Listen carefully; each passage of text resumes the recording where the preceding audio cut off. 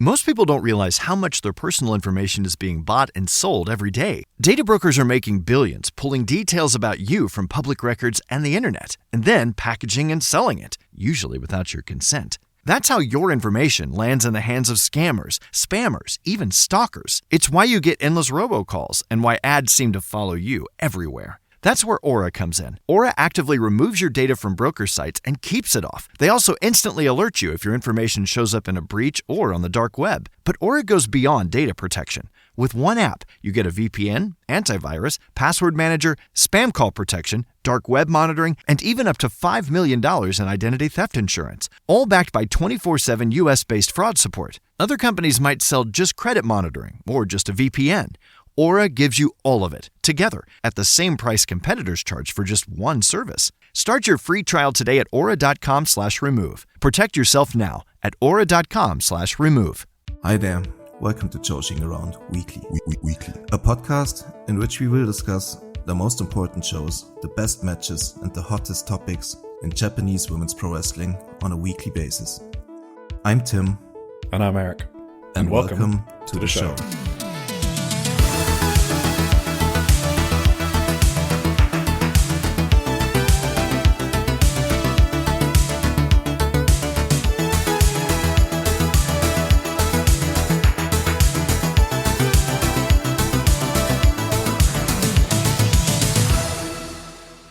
Hello everyone, and welcome to part 2 of Joshi'ing Around Weekly, episode 39. We are part of the Suplex podcast network, a network dedicated to bring you the best coverage from all over the world, including Keeping It Strong Style, the Trish and Sarah Wrestling Podcast, One Nation Radio, Tunnel Talk, All Things Elite, IMS AW Adventure, and Wrestling Art with Chris Stings, and the AEW Match Guide. We also release a Social Suplex newsletter around once a month that gives you in-depth coverage from promotions all over the world, the best coverage in all of wrestling media, and you can find it on socialsuplex.com. If you have any questions for our podcast, you can join the Social Suplex Discord where you can find Eric and me. Today is July 14th, and if you have already listened to part 1 of this week's extravaganza, you know that we already covered like Stardom, TJPW, and the Sendai Girls. But today we are gonna do all the rest. Shupro released earlier. We're gonna have a big Shupro section, I guess. There's a lot in there. Lot of like complimenting stuff to yesterday's episode too. So maybe you should listen to that first, or maybe you should listen to this first. I don't know. Who knows? Whatever. Who knows? After that, we're going to have Marigold before we enter the Indie Zone. Indie Zone. Well, we are going to go through Marvelous, Oz Academy, SEAdLINNG, Wave, Actress Girls, Rose Girls, JTO, Ice Ribbon, Pure J. Then we're going to have our quick previews and the match of the week discussion. Hi again, Emmy and Eric. How are you doing? Why were you thinking about to say me? Like, you just forgot I was there. Like, you knew Emmy was there. You were like, hi, Emmy. Oh, yeah, right. Eric as well. I was thinking, right, should I do it like one after the other? Because now you're going to talk at the same time. That was stupid. No, we're coordinated. We know not to do that. We got the same brainwave. You know, her birthday is 2 weeks after me, so. How was your guys' days? We already talked yesterday. It was fine. What made you happy today? Oh, today. I mean, we already had last week, right? No, that's not. Okay. It rained today. I like when it rains. It thundered yesterday, which I'm sure everyone heard. But it actually did not rain. But it did rain today. Yeah. I got soaked. I don't think that that's a good thing, and I'm not happy about it, but I was wearing thick socks, so my feet didn't get wet, and that always makes me happy. Hell yeah. Yeah. I'm happy because Spain are destroying that French ass, and we're on our ways to the final. It should have been a penalty just now, but that's okay. You know, we'll let them have only 2 goals conceded rather than 3. I can't believe everyone thought this trash ass blue team would actually like win the World Cup. It's actually kind of crazy to me. Spanish superiority is where it's at. Didn't they win in like 2004? 18? 10? 18. Couple of years ago, I think they won, yeah. Yeah, they won in 2018 I remember in there Russia. was 1 year, yeah. Yeah, I mean, I can't really put anything against that because I don't like them either. I like one player on the team, but other than that. Is it the player that plays for your local team? Yes. That makes sense. Olise. But I also don't like Spain, so I'm sorry. What's wrong with Spain? I don't know. I never liked the way they play.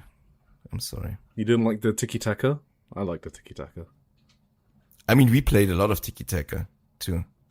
German tiki-taka. I don't know at what Bayern that is. especially.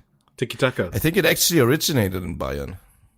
Because it was like... Guardiola, yes. Yeah. A lot of passing, Emmy. Pass. Bang, goal. Yeah. Wait,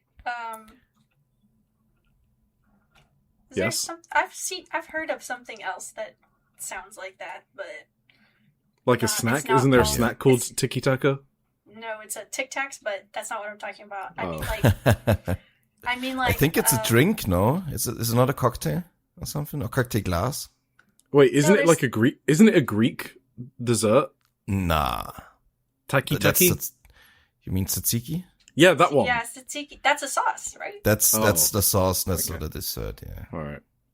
I'm not trying to rage about anyone listening. I apologize. Don't get mad.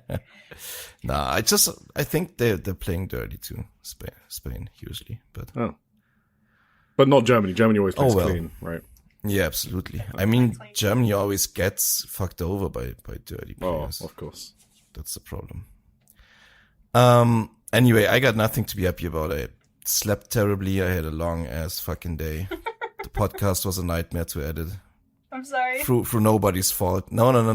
It was the program today was just fucking it up. Like I couldn't get it on the same level with like the intro and the outro, and it was a mess. It took me like forever to get it somewhat properly done. But it's out. Maybe that's my happy moment that I finally got the podcast done today. And now we're recording another one, and it's gonna be another long one. I think got a lot to talk about, so maybe you should just. That's Well, crazy. Why'd you say it in a bad way? I mean, it's already 11 p.m. for me, so Yeah, but why is that a bad thing? You get to talk about I wrestling. slept like 4 hours. Yeah, You don't like Were you talking able wrestling to with me, nap? Tim? Of course I like it. Yeah, did you Just nap? not like till 2 a.m. I did Oh, okay, you're fine then. All right, You're fine. a little bit. you're good. Let's get into Shupro. Okay, how about that? We'll do that for you. Let's do it.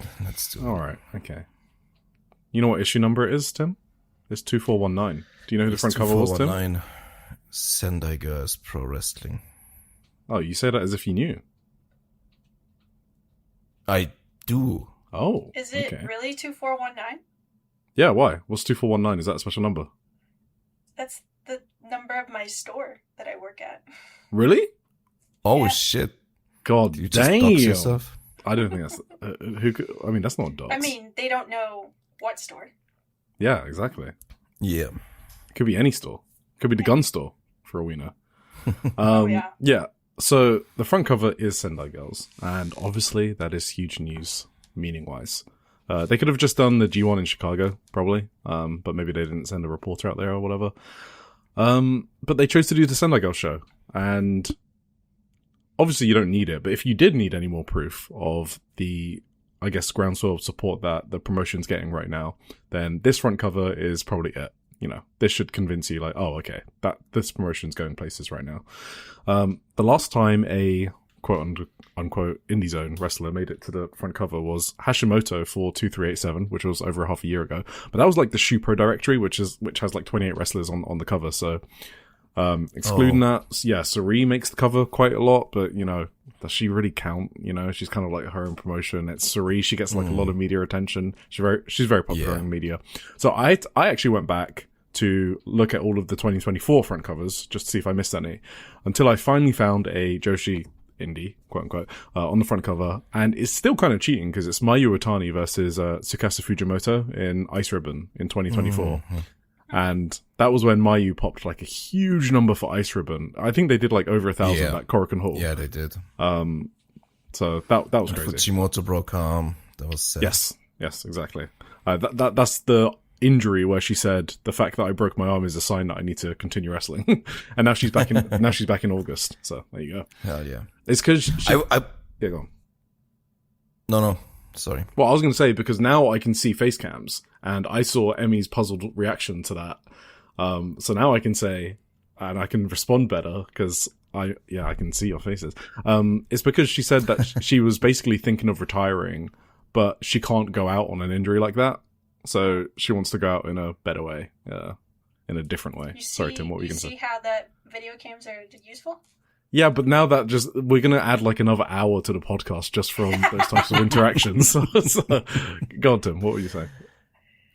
I would have thought the easiest thing to put on the cover was just 5-star Grand Prix, right? Since all that. Or that's preview. Also a big topic. Yeah, exactly. They did the same for the G1 last week, right? They did. So it would have made sense. And they've got 4 interviews, so they could have just picked Yes. one of those people they're doing an interview of.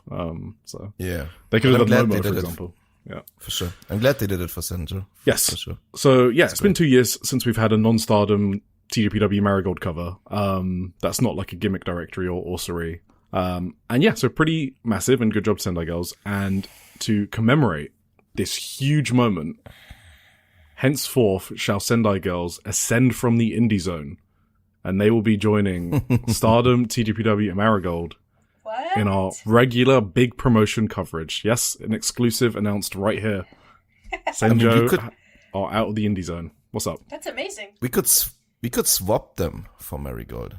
Okay, alright, relax, buddy. Okay, Marigold still get, like, decent amount of coverage and covers and interviews, so, not quite. I'm joking. Yeah, I know. Joking. This was, Kaze's idea, and it was a very cool idea, and it's probably the only good idea he's had, so, I appreciate that from Kaze. Wow. And also, like, yeah, it's not disparaging to the indie zone as well. Like, that's my baby, that's our baby, but sometimes the babies gotta leave the nest and fly, spread their wings, and she don't belong in the nest anymore. So, all right. Well, before we get on to Sendai Girls coverage, do you want to guess the top 5 Shupro covers in the past 2 years? Name 5 people that you think have been represented the most on the cover of Shupro. For the past how many years? Since the start of 2024. 2024. Saya. No. She is 6th. 6th, okay. With 9 covers. Tanahashi. Tanahashi is 5th. So yes, that's 1 with 10. 5th? Yeah. Joint 3rd, let's say. So there's 2 others with 10 as well. Joint 3rd. Oh, 2 others with 10. I mean, I guess fucking, I don't know, Yota Tsuji? Yep. 2nd with 11. Tam Nakano? Absolutely not. Not in the top 10. Oh, wow. What? She does have a lot though, but not as much as these others. What were they doing? Yeah. Second Yota Tsuji, and then number 1 has to be like... Come on. It's easy. Brock Lesnar. Hulk Hogan. Are you serious? They were on the cover a lot last year, right? How can you guess Yota Tsuji but not who's actually first? His unit mate? Yeah, Naito. Yeah, Naito destroys the covers. God. He has 14, and Oh. Tsuji has 11. And Tsuji only has as many as he does because he's part of LIJ, Naito's unit, and he got put on the cover with Naito. Okay. So yeah, Naito, Tsuji, Tanahashi, and then there's 2 more. You might not guess them. Just have 1 more guess each. Ozawa. Yes.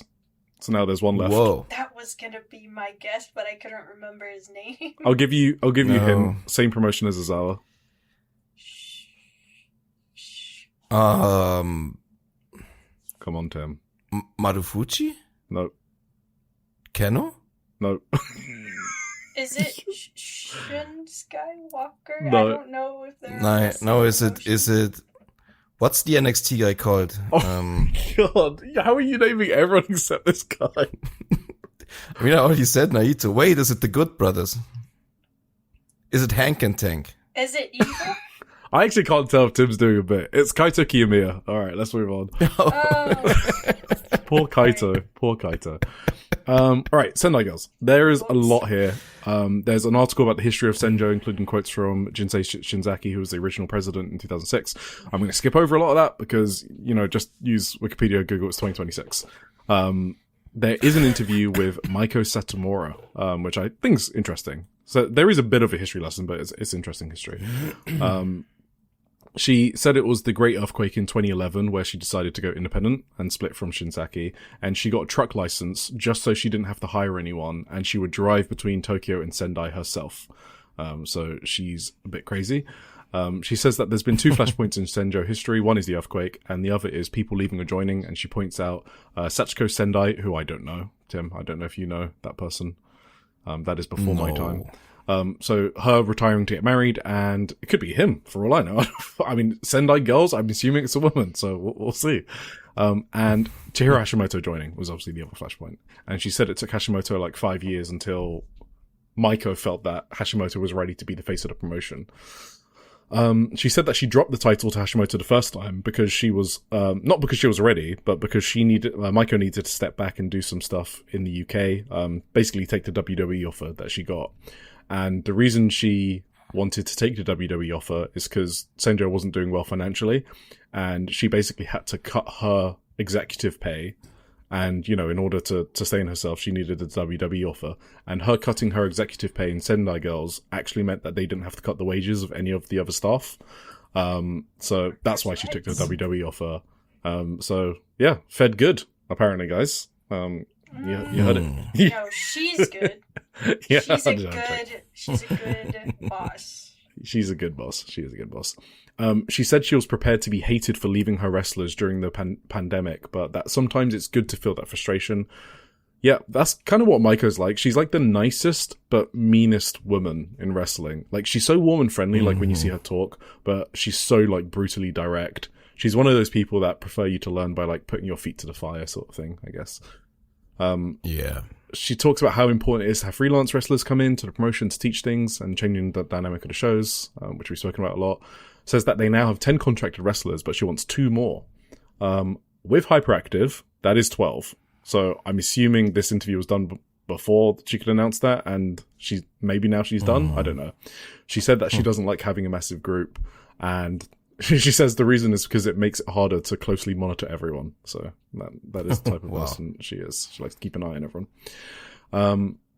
She says that she's still a young business owner, and that she meets a lot of old men who are in their 70s and 80s, and they say very harsh things to her, but she's still having a lot of fun knowing one day she will be in their shoes. Yeah. Fuck them. She says the main challenge of Sendai Girls right now, can you guess what it is? What do you think the main problem with Sendai Girls right now is? Get one guess each. Logistics. What are you going with, Emmy? I got nothing. Good. Okay, good. So she says the main challenge is Hashimoto being too good. I read that. I didn't know she said it was the biggest challenge. Yeah, she said the main challenge now. There's no main rival for Hashimoto. And she said that when Mika Iwata debuted, she never thought Iwata would become as strong as she is. And,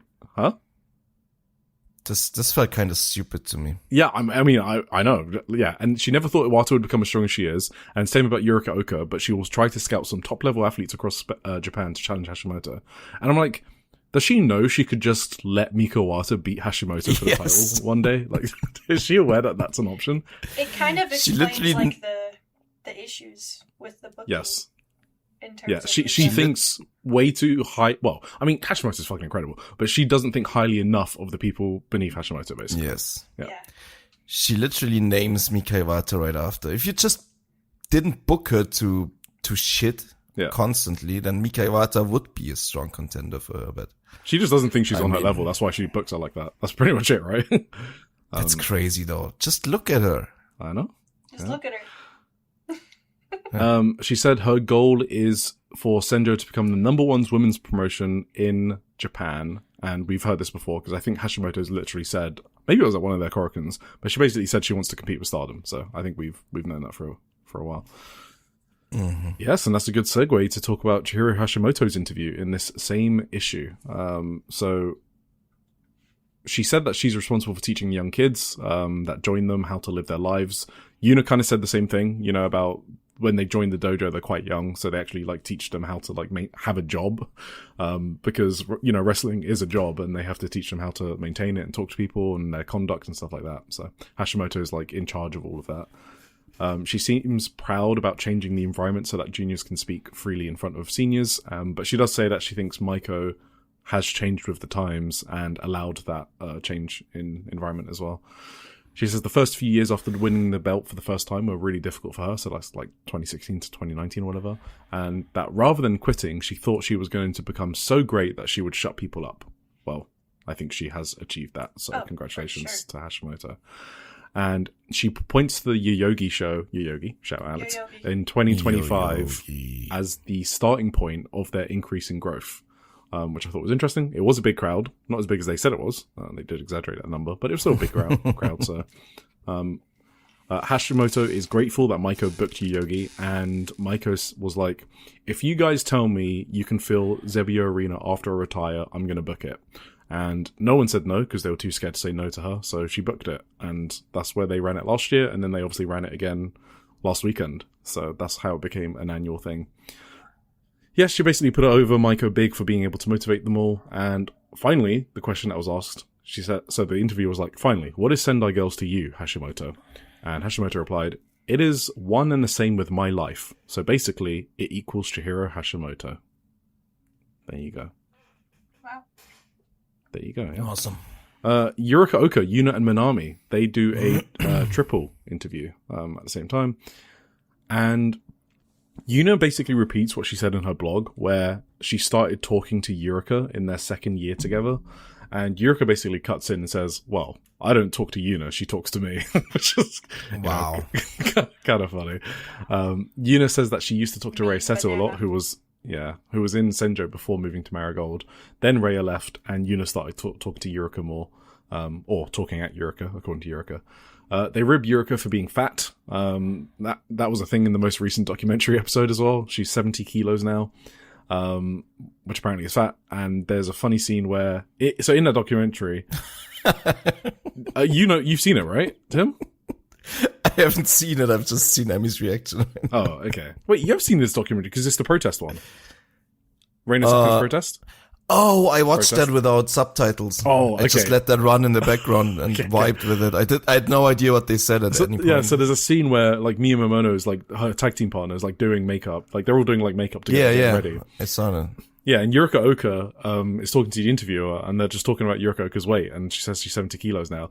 And Miya Momono is just like side-eyeing her. Like, and Yurika Oka's like, "Yeah, so I was kind of thinking, you know, if Boba Momo Banana, maybe I can be like a power wrestler and we like move away from the high speed wrestling."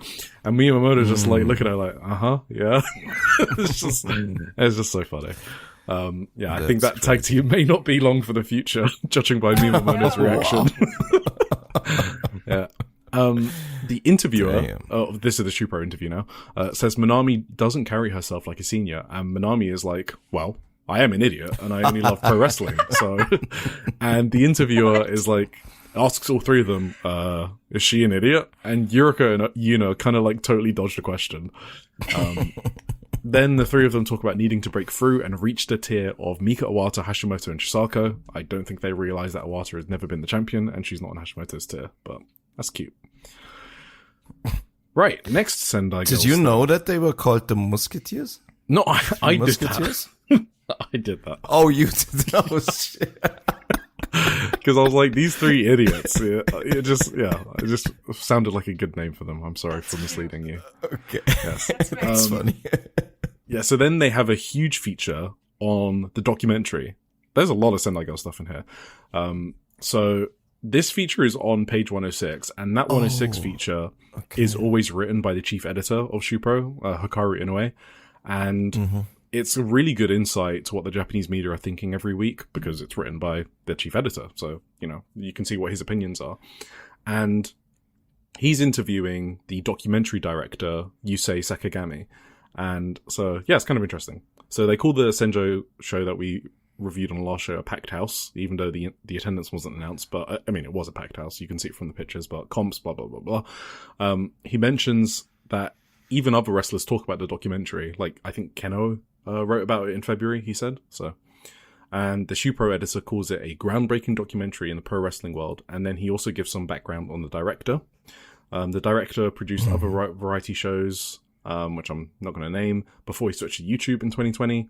Then he did documentaries on other actors that I don't know, Masahiro Higashide, whatever, never heard of him. He's always been a wrestling fan, but after shooting a lot of documentaries on men, icky men, he wanted to shoot a women's pro wrestling documentary. And even though he knew nothing about it, so he was like an All Japan, Four Pillars sort of guy, New Japan fan. And Hashimoto actually sparked his interest because I think he just caught a glimpse of Hashimoto one time.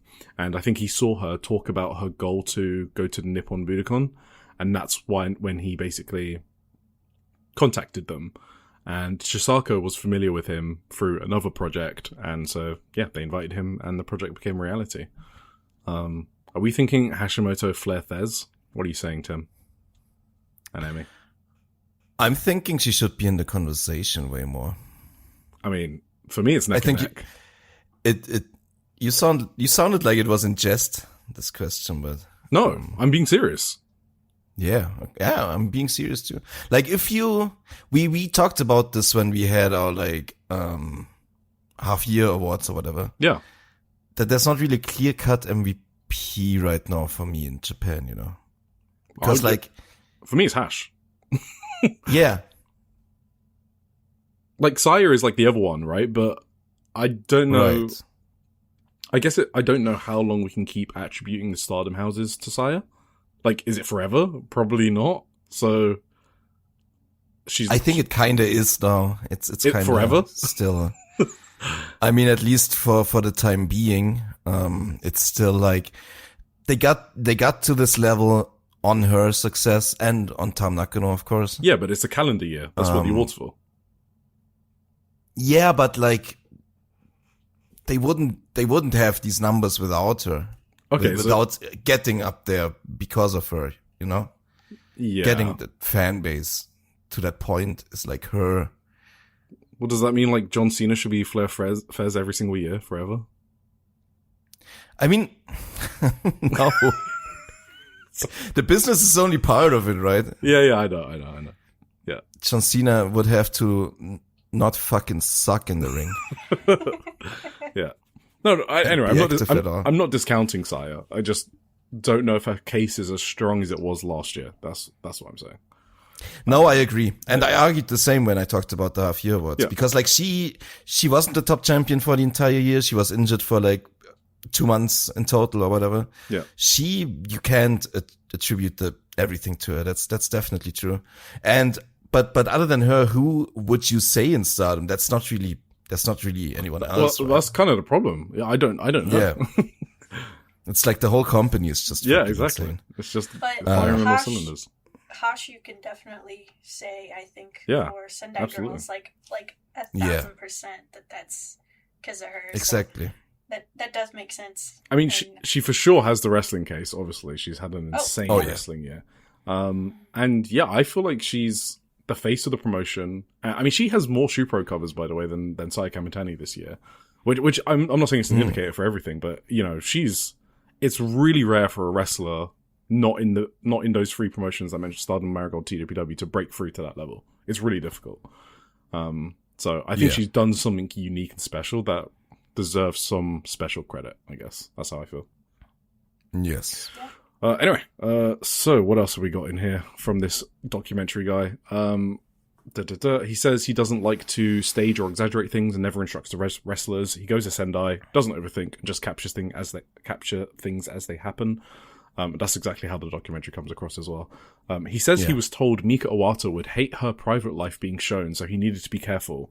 But eventually, she started to open up. And he also noticed that Yuna has started coming to the dojo with her makeup already done because of the documentary. Because he's just standing there in the mornings, like outside the dojo, and she gets filmed. So she realized that she needed to go there in makeup. Yeah, because she used to like cover her face with no makeup before. So, gotcha. What else we got? No, I think that's pretty much it. We know there were some crazy insights into Mika Iwata's life. If she hated it at the start, that is funny. Can you give us? Yeah, he literally like followed her into like her tanning bed session and stuff like that, and like to restaurants, eating, slurping her ramen and everything, and she was totally fine with it. I don't know. Damn. That's cool. Let's go, Mika. Let's go, Emmy's wife. Yeah, that's why I'm not in it. By the way, that's why you're not in it, because she does. She's private, right? She doesn't want to show you. Oh, right. Yeah, no, that makes sense. Yeah, exactly. All right, should we finish off Sendai Girls with previews for next week? What are we going to be talking about? So they're in Nagata on the 18th of July. We have Reina Takano versus Yuna. Fun. Raideen Hagane and Senko Akatsuki versus Stephanie Mays and Yura Suzuki. So that's an intergender tag match. Hyperactive, Anita Vaughn and Sapphire Reed versus Bobo Momo Banana. Cool match. Rory Matsumoto versus Manami. Chi-Chi and Spike versus Chihiro Hashimoto and Miku Kanai. And the main event, Red Energy versus Ryu Mizunami and Zonez. Cool house show. Korakuen, which is the more important one. 20th of July. That is sold out. I think it means sold out with it's probably like 1,400 plus easily, which is still like an incredible number. Absolutely. Like, insane, to be honest. Companies of this size shouldn't be doing that house at Korakuen. They just shouldn't. 6 days out, what? With no card announced. It's crazy. It's funny. Like that's why. How can you have to give? I don't know. I'm just going to vote Hashimoto. I actually don't care. I don't even care anymore. Let's go. Yeah. Miku Kanai and Yura Suzuki versus Reina Takano and Saira. So Saira's popping up a lot more, obviously, in Sendai Girls. She's the Uptown rookie. Her hometown is Sendai. And, she did a Sendai trial when she was young. Sense. No, she used to join the Sendai Girls Pro Wrestling Circle, which is like their classes for like younger kids and stuff like that. So she used to go to those. So that's why she's doing these shows. I think she probably wants to join Sendai Girls at some point as well, if she wants to transition into wrestling from parkour. Yeah. And it makes sense. So Hiroyu Matsumoto versus Shin Sakura Hirota. Okay. Manami versus Senka. Okay. Aja Kong, Anita Vaughn, and Sapphire Reed versus Miya Momono, Stephanie Mays, and Yurika Oka. Chi-Chi and Zonez. So that's the Evolution duo. Yeah. Chi-Chi and Zonez versus Red Energy, Mika Iwata and Miyuka Takase. So Chi-Chi and Mika Iwata, they're pretty good together. They like hitting each other hard. So looking forward to that. Hell yeah. Junior title match, Spike Nishimura versus Yuna. Hardcore tag team match, El Desperado and Ryu Mizunami versus Ikemen and Veni. Oh my god. That's just... that's incredible. What's that match, bro? That's incredible. So Ikemen is the jacket guy from yesterday, from the... Versus Despy. Versus Despy, and Mizunami's the party, the one that's like, party. The one with the chops. Yeah, chops. Chop lady. The chops. And then you got Veni thrown in there as well, and she's like she's the most lethal woman with a weapon ever. Like, she just doesn't give a fuck. Oh yeah. So I can't wait for that. Ass. Emmy, I also need to tell you, Ikeman means handsome. Someone told me that we have to tell you that. So his nickname is literally just handsome, basically. That's awesome. Yeah. Who told you to say that to me? Just one of our listeners. Okay. John DK, shout out. Then, main event, world title match. Chihiro Hashimoto versus Shuri. So Hashimoto... We should probably explain this. It's like some specific style of handsome man in Japan. Like, it's like, I don't know, some trendy guy. It's like it's called an Ikemen, I think. It's a very specific style, yeah. Yes. Thank you, Tim, for elaborating on that important subculture. Hashimoto versus Shuri. So Hashimoto was like, the job's not fucking done. I need to have more bangers. I'm pretty sure she's winning this to get her win back. Wait, that's already on the... Is that on Korakuen? I know. I don't understand. That's crazy. That's really crazy to me why they did that. I thought it was going to be on Yoyogi show, like on the 28th of August. But yeah, for sure. So I don't know what they're doing for Yogi, and now I'm pretty sure Hashimoto's winning, because otherwise why would you accelerate this match, right? Wait, when is the 5-star opening night? The 18th. Oh, so 2 days later is... Yeah. Indeed. Okay. Yeah, I don't think Hush is just losing on a Korakuen now. She's not. I think. Yeah, that's crazy. And Yeah, she needs to get her probably win back. Yeah. I would have expected Shuri to win. Not anymore. Not anymore. Oh, that's because you guys had your cooked up theory, right? You were plotting. You guys were plotting. That was just me. It was just me. I mean, I agreed though. Yeah. Okay. All right. Okay. Should we move on? Stardom. You thought the 5-star previews were over? Not our bitches. There's 4 interviews here. Let's just rattle through them. Miyu Amasaki. Yeah. She points out Let's go that certain blocks perform on certain nights, so they feel that it's really important to go out on every single night so that fans leave with a good impression despite not being able to get to see their favourites perform, because not everyone performs on every single night, which is not the case on house shows normally, where they have everyone on the card. She puts her money on Rina to make it out the Red Stars block and points out their history with the future title, blah, blah, blah. Talks about Utami. Miyu says that she used to watch Utami's matches in Marigold and says that she thought Utami was quite guarded since returning, which is something we noticed. But since the Suzu title match, Stardom Utami has returned back, so she's opened up a bit more, is what Miyu Amasaki thinks. She said that all her family and friends will be at the Kyoto 5-star show. It's during the Obon festival, and the show is the day before the Daimonji bonfire, so everyone is in their hometowns the day before. And so they are definitely selling that bitch out. I mean, that is going to be a packed house in Kyoto. And then she said that she got injured halfway through last year's tournament with a knee injury. I don't remember if I remember that. Maybe I remember it. I don't think I do. No, I don't think I do. But she still finished the tournament, and she said that injuries during the tournament are common because everyone pushes so hard. Oh, she finished. Maybe we just didn't even know. Yeah, that's why I think we didn't know. Yeah, no. Maybe. Momo Watanabe. So Momo said she was surprised by how many... Cool. Yeah, how many piece of trash fans were cheering for her when she returned. She said that her knee is still 70 to 80%, and last year she said she competed the entire tournament while having injuries and still won. And now she's had surgery and healed, so she wants to win again and become the first ever back-to-back winner. She obviously spoke about Saya Kamitani. She said that the misfires are Saya's fault for not being able to dodge and calls her weak again, and said that they've barely spoken to each other and they aren't even seconding for each other, so they're not at ringside for each other, which I didn't notice, actually. I probably should have noticed that, and I didn't. I did. Yeah, I only noticed that Azusa and like when I pointed out, right, like Azusa and was it Raka were seconding for Konami? That's one time, yeah. Anyway, I always kind of like tried to spot who was seconding who for hate matches specifically. So yeah, I kind of noticed that. I mean, I expected Momo to never go out with Kamitani. Yeah, makes sense. That never happened. Yeah. The interviewer says, "Hey, how do you feel about Saya Kamitani's success?" And Momo bursts out laughing and goes, "Success? That girl went and dropped the red belt, Lamau. Not only that, she also went and lost to a crap rookie like Sayaka Kurara." So that is Momo's feelings on that. The interviewer asked her if anything left an impression on her while she was away. Momo says, "Well, while I was gone, as many as 3 pieces of trash went and joined the promotion." And she's referring to Fuwa-chan, Maki Ito, and Utami Hayashishita. Momo thinks that Stardom let people into the promotion too easily. The interviewer asks her about Utami and being in Queen's Quest when Momo was the leader of Queen's Quest. And Momo is like, are people really still talking about that shit from that far back? She's sick of hearing about Queen's Quest and is glad it's gone.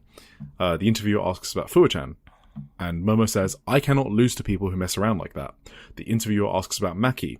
Momo says, I basically hate everyone who enters the ring singing and dancing. So Momo is big friends with Hina. So Momo wants to win the 5-star and then change the rules of the 5-star by reducing the number of participants and then making it so only former champions can enter, but including people from other promotions because she wants to face the best of the best. And finally, she wants to face Rina in the finals. That's awesome. I like that idea she had about reducing the 5-star participants. I think someone might have written a feature about it at one time. Maybe someone did. Yeah. It was just a column. It's just a column. Itsuki Oki, my beautiful Itsuki.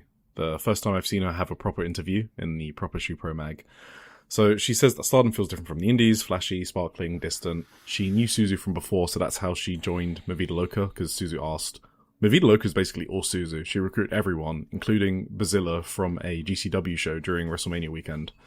And Itsuki says that Suzu found Akira really funny and just wanted her in a unit, so that's how that happened. And obviously Suzu and Yamashita know each other from a hell of a lot of death matches on the indies, I'm going to guess, without looking at their cage matches. She said that when Movida Loca was first announced, pretty much no one guessed that it would be her, but a lot of people guessed it would be Yamashita because of her history with Suzu. So she said when she showed up, there was a big "who" reaction. I remember watching it live, and I was marking out in some chat going, "Oh my god, it's fucking Itsuki!" And people were like, "Huh?" And it made me happy knowing that she was joining and going places. I remember being like, "Huh?" Yes, yeah, exactly, yeah. Because that was before we did our podcast, right? Yeah, that was last conversion. Couple of months. Yeah, it was conversion last year. She says that she's most excited to face Natsuko Tora because she had fun facing her for the titles last year. Great match, by the way. And she feels that over the past year, she has changed the reactions around her, and now people seem excited to see her every time. I agree, Itsuki. And she says she doesn't want to have bad matches because she represents Ikuto Hidaka from Shawn Capture and Wave as its champion. And then she ends the interview on a Yoroshiku onegai shimasu. There you go. Damn. Maki Okay. Ito. Yes, so Maki is basically recapping her past 6 months since joining, and specifically points out the Hanan match. And she said that she showed the fans that she isn't just a comedy wrestler.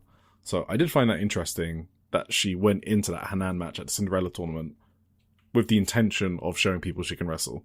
So it was a good match. So anyway, I thought that was an interesting tidbit. She says the company has no choice but to push her, and that's why she's in the 5-star, because when you push Maki, the business moves, and it generates cold, hard cash.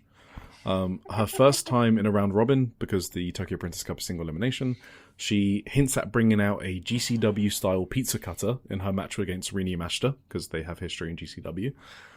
She's excited about facing Utami, wants to face Saya in the finals. The interviewer asks her if she wants to be on TV like Saya Kamitani, and Maki gets annoyed at the interviewer. Instead, it plugs her radio show. And she jokes about retiring if she's recognized as an official unit, because that's her main goal. And you can stop what you're thinking. Wait, what? Huh? She says she's gonna retire when she's. I said she jokes about retiring. Oh, okay. You already know what some people listening are thinking. She doesn't think it's going to happen, or what? That's like her life mission, I guess. So it's like a turn of phrase. Like, you know, if I get my life goal, you know, I can call it a day. But she's joking. Yeah. Okay. I don't know how else to explain she was joking. She was joking. No, I got it. It's okay. I got it. All right. Emma Maeshima. She has a wrestler story. This is a biggie because wrestler stories are always long. Don't read this one. Because they go through the entire background. So I might take some time with this. What did I have budgeted? You're looking at the agenda. Did I say 1 hour for Shupro? Yeah. All right. We're doing good. Okay. Or you don't need to. We don't need to do this? You don't want to know about Emma Maeshima? Spend a full hour. No, it's okay. Please do it. Did you guys hear that? Take your time. Take your time. All you Emma fans, Tim does not care about Emma Maeshima's background. Wow. That's all right. Well, I'll tell you about it anyway. So she when she was in primary school. Oh, so she's the middle of 3 sisters, and that's why she grew up very competitive. She always used to compete with her younger sister and older sister. When she was in primary school, her dad introduced her to wrestling, as most of these wrestler stories go. It's the parent showing the kids some wrestling. And of course, it was Dragon Gate. So she's another Stardom wrestler who grew up watching Dragon Gate. She was captivated by the speed exchanges in the ring, the famous Dragon Gate style that the current Stardom has adopted and refined, all the way from its in-ring style to the unit-based storytelling that they've forgotten how to do in Dragon Gate. And her first love was Dragon Kid, understandable, but then she fell in love with Aita, and he's in Noah now. But yeah, that was like her favorite for like 10 years. When she was in high school one day, this must be like 2015 to 2020, I figured out, because she's born in like 2003. She basically said she found Stardom. Yeah, high school was like 12 to 18. I can see from your face, Emmy. Oh. Yeah, so figure that out. 2003 plus 12 is 2015. Yeah, thank you very much. So she was captured by Azumi and Rina. And she said that she was shocked, but that 2 girls her own age were in the ring wrestling. Well, Rina is 2 years younger than Emma Maeshima, but anyway. And she decided that after watching Azumi and Rina that she would become a wrestler. And obviously that's why she later debuted against Azumi and then joined Neo Genesis, because Azumi's basically her idol. She had been active and did like exercise, unlike Itsuki and Senka Akatsuki when they started out. But she didn't do any sports in school, and so her parents weren't really in favor of her dream to become a wrestler. So Emma's dad gets a really cool idea, and he's like, hey, why don't you join the Self-Defense Force, which is like Japan's army. It's not really an army because it's meant to be for defense only, so they're not allowed like offensive weapons, and they're not allowed to deploy, and they have to fight alongside allies, stuff like that. Anyway, the dad says it's a good opportunity to get money but also train her body for wrestling, and then Emma got convinced to do it. And yeah, so she literally joined the Self-Defense Forces just so she could become a wrestler, or because she thought it could help her. They talk a lot about the day-to-day of the Self-Defense Force. It's kind of grueling. Not going to go through all of it. Just imagine a really difficult, I guess, army military life. They trained in the mountains, and they'd have to like live there for 2 or 3 days. Or sometimes a week. They couldn't get any proper sleep. They weren't allowed to take a bath. They had to like dig holes and keep moving under the assumption that like an attack was being launched and how to defend themselves. So yeah, it was quite difficult, especially with like back-to-back chores and stuff like that. She also needed like permission to go out, so it felt kind of restricting, but she would still watch Eita's title matches sneakily. She said that she gets told that she has a poker face, but it's because she has ingrained in her that she can't show a pained expression even when she's suffering, from her days in the Self-Defense Forces, which kind of explains a lot why she struggled opening up in like her early wrestling career. Like it took her quite a while compared to like Kikyo and stuff like that. So that's true. All right. Let's move on to her Stardom stuff. It says it took her 14 months to make her debut since becoming a trainee, and she felt like she was getting left behind. Then she finally debuted against her idol Izumi, which I just mentioned. We have some insight into the naming process. Taro Okada basically gives her a bunch of different options of names. She always wanted to be a high-speed wrestler, which we know, and now we know it's inspired by her Dragon Gate love. So she wanted a name that represented the fluttering around the ring at high speed. So that kanji is actually the same one as that's in Maika's name. So it's the Mai in Maika, but she didn't want to use the same kanji. Just because, she wanted to be respectful. So they picked a kind of rarer form of the kanji that had the same reading and the same meaning. And I kind of went down a rabbit hole, and I found out that you can't use this as a legal name because it's like not on the accepted list of kanji because it's one of those rarer forms, but it's very common for wrestlers to have like wacky kanji for stage names. Right. Yeah, there you go. You're welcome for the nerd language segment, John DK. And the gun pose she does is because of her time in the Self-Defense Forces. I mean, obviously, she said that she was very good at shooting, but they taught her not to point the muzzle at others, so that's why she points the gun to herself, because that's practical, I suppose. She says she has a deep rivalry with Kikyo. Yeah. And she said that she saw many people, including host of Joshi'ing Around Weekly Tim, predicting that Akira or Yurihima would win the Rookie of the Year tournament. So she wanted to prove people wrong, and that's why she won that tournament. She says that finally that she's not a Gyaru. So Gyaru is like a subculture that Neo Genesis is based on, her unit. But so she was worried she wouldn't fit in, but Neo Genesis said it would be fine. And then one for Emmy. Really? What? I guess from the gear a little bit, right? Yeah, I mean, that's the whole thing, right? That's why they do the pose. The finger pose is literally but isn't Gyaru like the crazy makeup? Like the really dark tan and the crazy hair and stuff? That's not really what they... Were you present for Starlight Kid's makeup tutorial? Do you know how much that girl spends on makeup? Yeah, but she doesn't do the makeup style of a Gyaru. No, but it's like influenced. That is the whole thing. That's the pose. The finger pose. I guess. The pose, yeah. Yeah, the pose is true. But... Yes, yeah, exactly. Okay. I mean, Google Gyaru, like, that's... Okay, they're not literally Gyarus, okay? All right. Okay. All right. Emmy. Yes. Emma says, I'm grateful that they let me do things my way.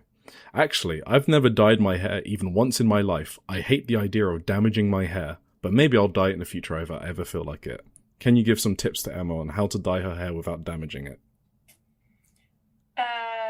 Yeah. Pick bleach that doesn't, that's like at a lower, what do you call it? Not bleach. The developer, lower lower level PH? developer, like 20 instead of like 30 or 40, because 30 or 40 makes your hair brittle, especially if you're not paying attention and you keep it in for too long. Because it like lightens it faster, so you have to work faster so that it doesn't damage your hair. But you can still like fix those things by like making sure that you deep condition your hair and all those different things afterwards to keep it healthy and maintain it. But otherwise, I mean, it's fine either way. Awesome. If she doesn't want to dye her hair, she doesn't have to. You know? Also, it's like hair, right? It's what? It's like hair, right? It's not forever damaged. You can, if it's fucked, you just cut it off, and the one that grows back is new hair, and that's no longer damaged, right? So yes. Mm-hmm. All right, there you go. So what's she so precious about? Yeah, don't be so scared, Emma. Yeah. Finally, Yuki Arai. Let's not forget TGPW. Just a PSA. I do feel bad we only needed 10 minutes on that upcoming tournament, but I do not have a lot to say because it was a random draw, and I think that Yuki Arai should beat whoever comes through as the finalist. So it doesn't even matter to me who makes the finals. I want Yuki Arai to hold the title for 1,000 days, and I'm being dead serious. Until Arisu Endo or Suzume can win, take it off her after that. I am perfectly content with my Yuki Arai Princess of Princess champion. So that is why I don't have many opinions on the Tokyo Princess Cup. Last year, the Mio Watanabe Shoko Nakajima semi-final was literally my number 2 match of the year. So very much looking forward to the matches. Don't have any opinions on who's winning going through. So that's why I didn't talk much about it. You don't even have a prediction? I honestly don't. Me neither. They could go any direction. I feel like it's too early to go with someone like Arisu or Suzume because I don't want them to burn that matchup with Yuki Arai. So I guess it would be a cool feather in like Arisu's cap or something, you know. It would, yeah. So who's big enough that like Shoko Nakajima maybe or Rika Tatsumi, someone like that, right? Someone she can easily beat. That's like a veteran or something like that. That's what I'm thinking. So Yuki Arai had an interview and. Yeah, I also don't have much to say about this. I'm really sorry, TGBW fans. Basically, this whole interview is her trying to convince the interviewer that she's not crazy.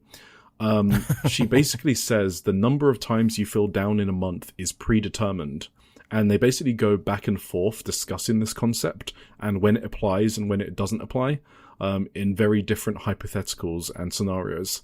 I think at one point they're talking about if Yuki Arai found a Kirby on day 1, would the rest of her month be good? I just kind of like, I thought maybe this isn't a good one to recap, but if you're a Yuki Arai fan, feel free to go and seek this one out. As an example, she said that in March when she won the title, the reason she could win the title at the end of March is because she had a shit experience in Houston with the flights. So that was in the same calendar month. So the karma balances out. And with that, let's leave Yuki Arai alone and let's head on to Marigold. So, sorry. Sorry, TGPW. Marigold, Damn, 14th of Houston. July. Shinjuku. Oh, sorry, Houston. Yes, sorry. Yeah.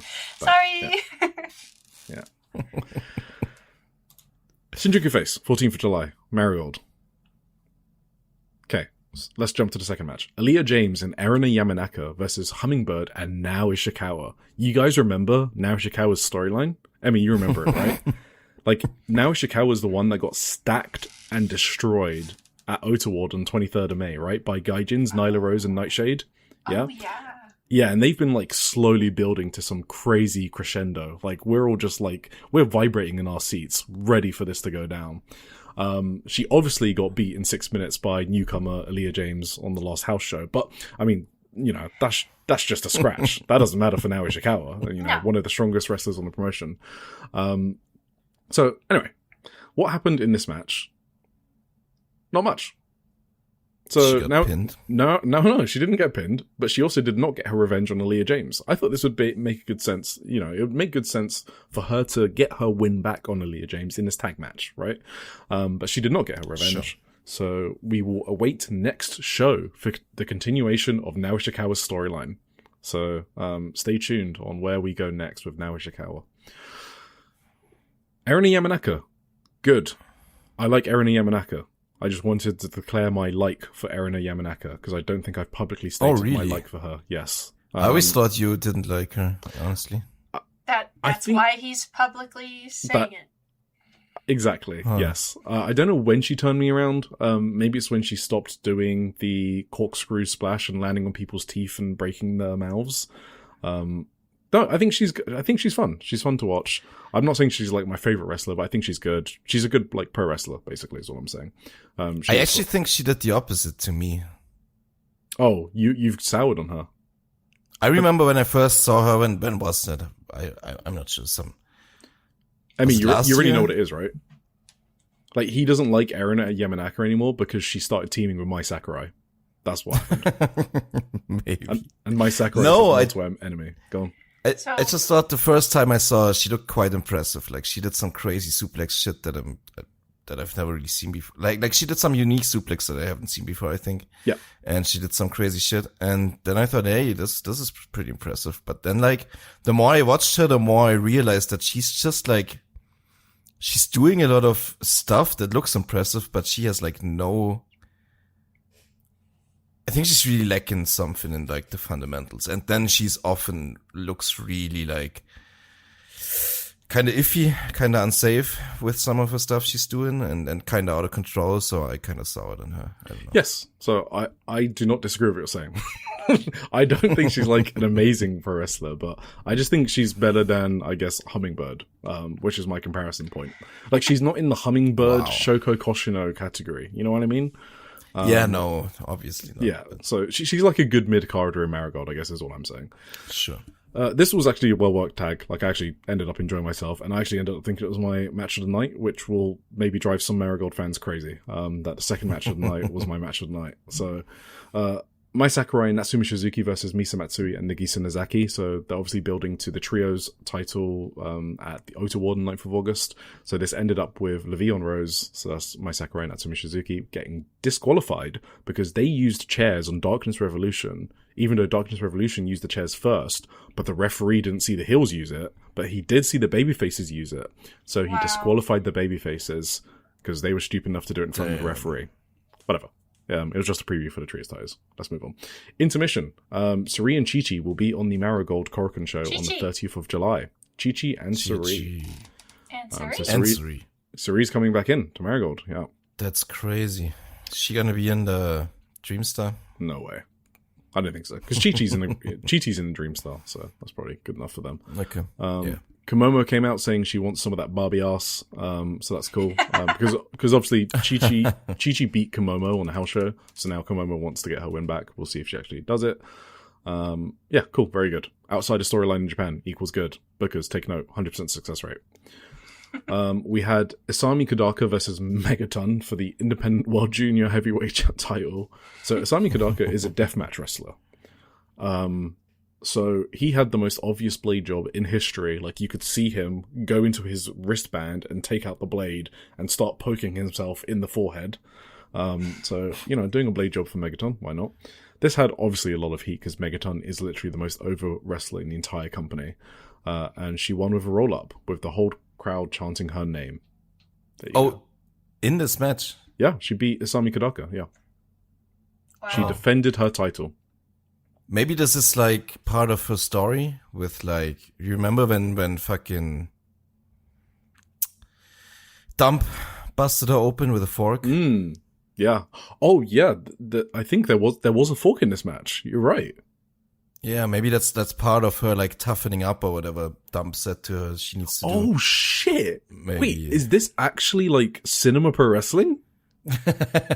Yeah, because Isami Kodaka had a fork and he was going to open up, like, I don't even know who it was. I think it was a trainee or something. I actually don't recognize who that was. Sorry, someone tell me who it was.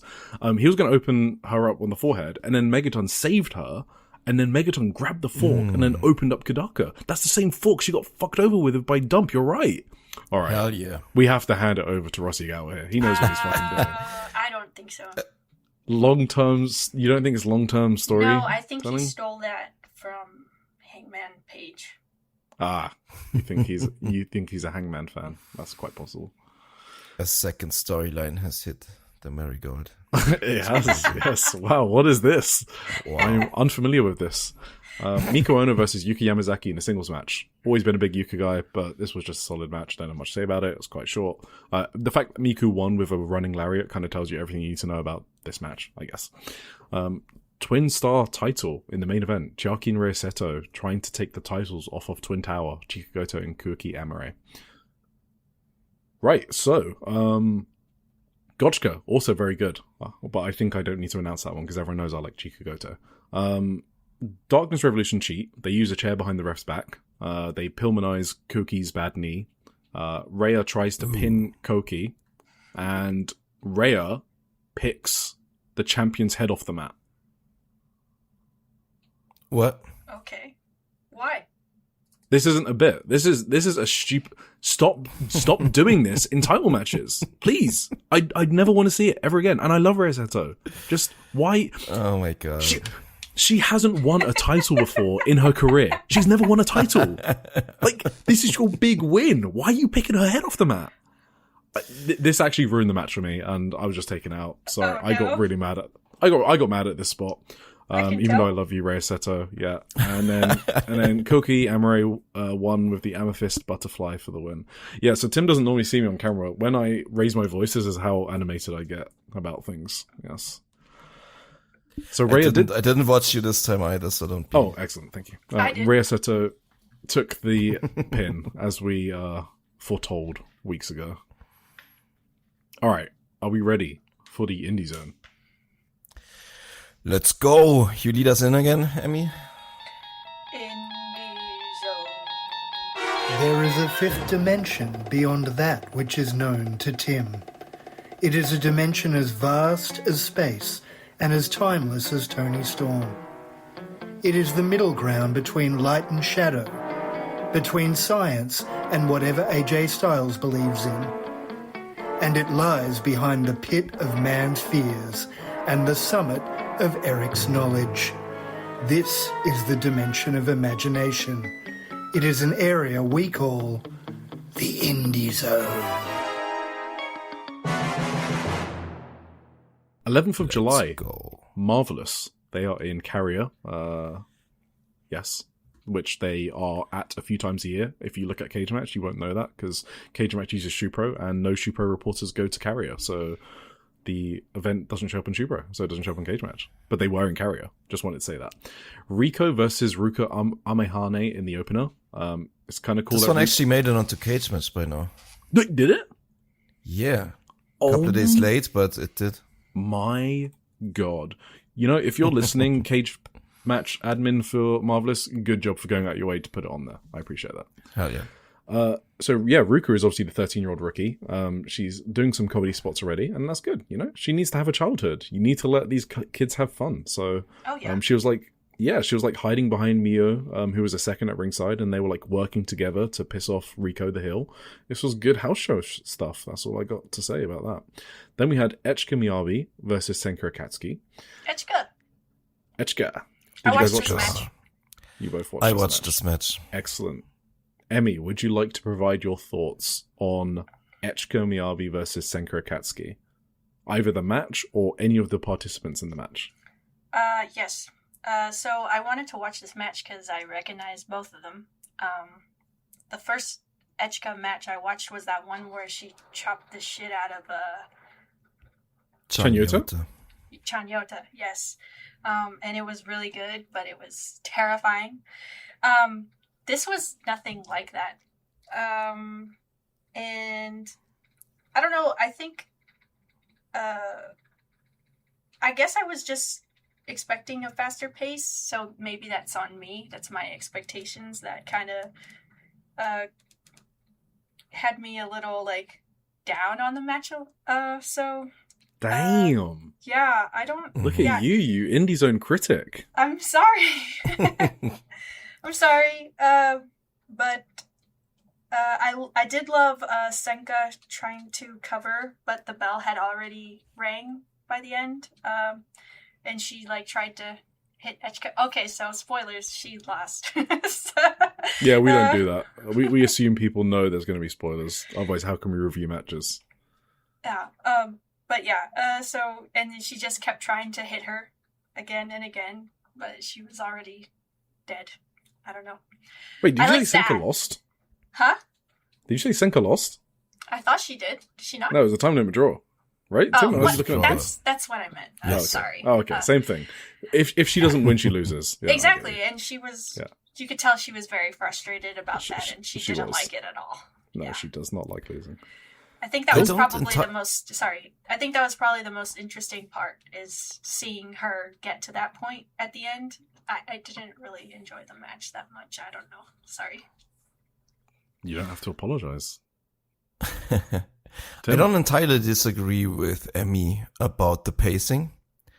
I think it was pretty slow paced, and I kind of smelled it out after like half the match that this looks like it's gonna go for to a time limit draw to me. At some point, they just didn't really they weren't there was no real like urgency in like the mid match, you know. I think it had a very good finishing stretch, and I was kind of annoyed when the bell actually rang, because obviously I didn't want it to go to a draw. But yeah, I think there were some good highlights, like Senka getting a brainbuster onto Echika was sick. The backdrop suplex, she also backdrop suplex to her, that was also sick. Senka doesn't do backdrop suplexes that often, right? She started at the 10th anniversary show in May. Right, yeah. So, yeah, big ass lariats at the end too. Like it looked like Senka was about to win with like the second lariat. Echika didn't look like she was gonna kick out from the pin, but then the bell just rang for the draw. So that was kind of a disappointment. But like, I think there were some cool things, cool spots in the match, but it didn't grab me as much either, I gotta say. There was one spot that I noticed. My notes say, "Damn, does Echika have a house call?" Because it looks like she did the same thing that Swerve does, and I thought that was cool. I liked that. Yeah, a really cool like flying kick thing. Yeah, I know what you mean. That was great. That was like, she did a really cool kick combination at that point, and then she finished it off with this sick flying kick thing, sideways kick. I don't know. Really she's got like a Brazilian gimmick thing going on, so she does some capoeira or whatever it's called, pronounced. So capoeira kicks and stuff like that. Yeah, I am the high man on this match. It appears it must fall to me to defend the honor of these lovely two ladies. So sorry. No, it's okay. I'm joking. So it was a bit slow. Now that you mention it, I do think it was a bit slow. It took a while before you started getting anything noteworthy, but it held my interest, I guess, was probably the difference. Like, I liked how slow it was in this particular one. I don't know why. I kind of liked, Senka trying to like do double leg takedowns on Echika. And they were like doing some grappling to start off, which is just not what I'm used to from Echika as well.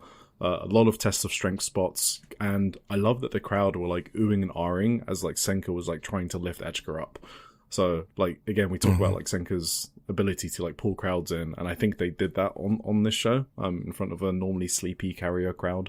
So plus points for that from me. And they went to the outside, obviously, and when you go to the outside, you're like, okay, maybe it's a time limit draw, because you go to the outside to waste some time normally. Yeah, no, so I get that. But the way she did that, like having a fucking armbar and Senka on the outside on a house show, that kind of just made me sit up, because you just don't normally see that, especially on Marvelous house shows.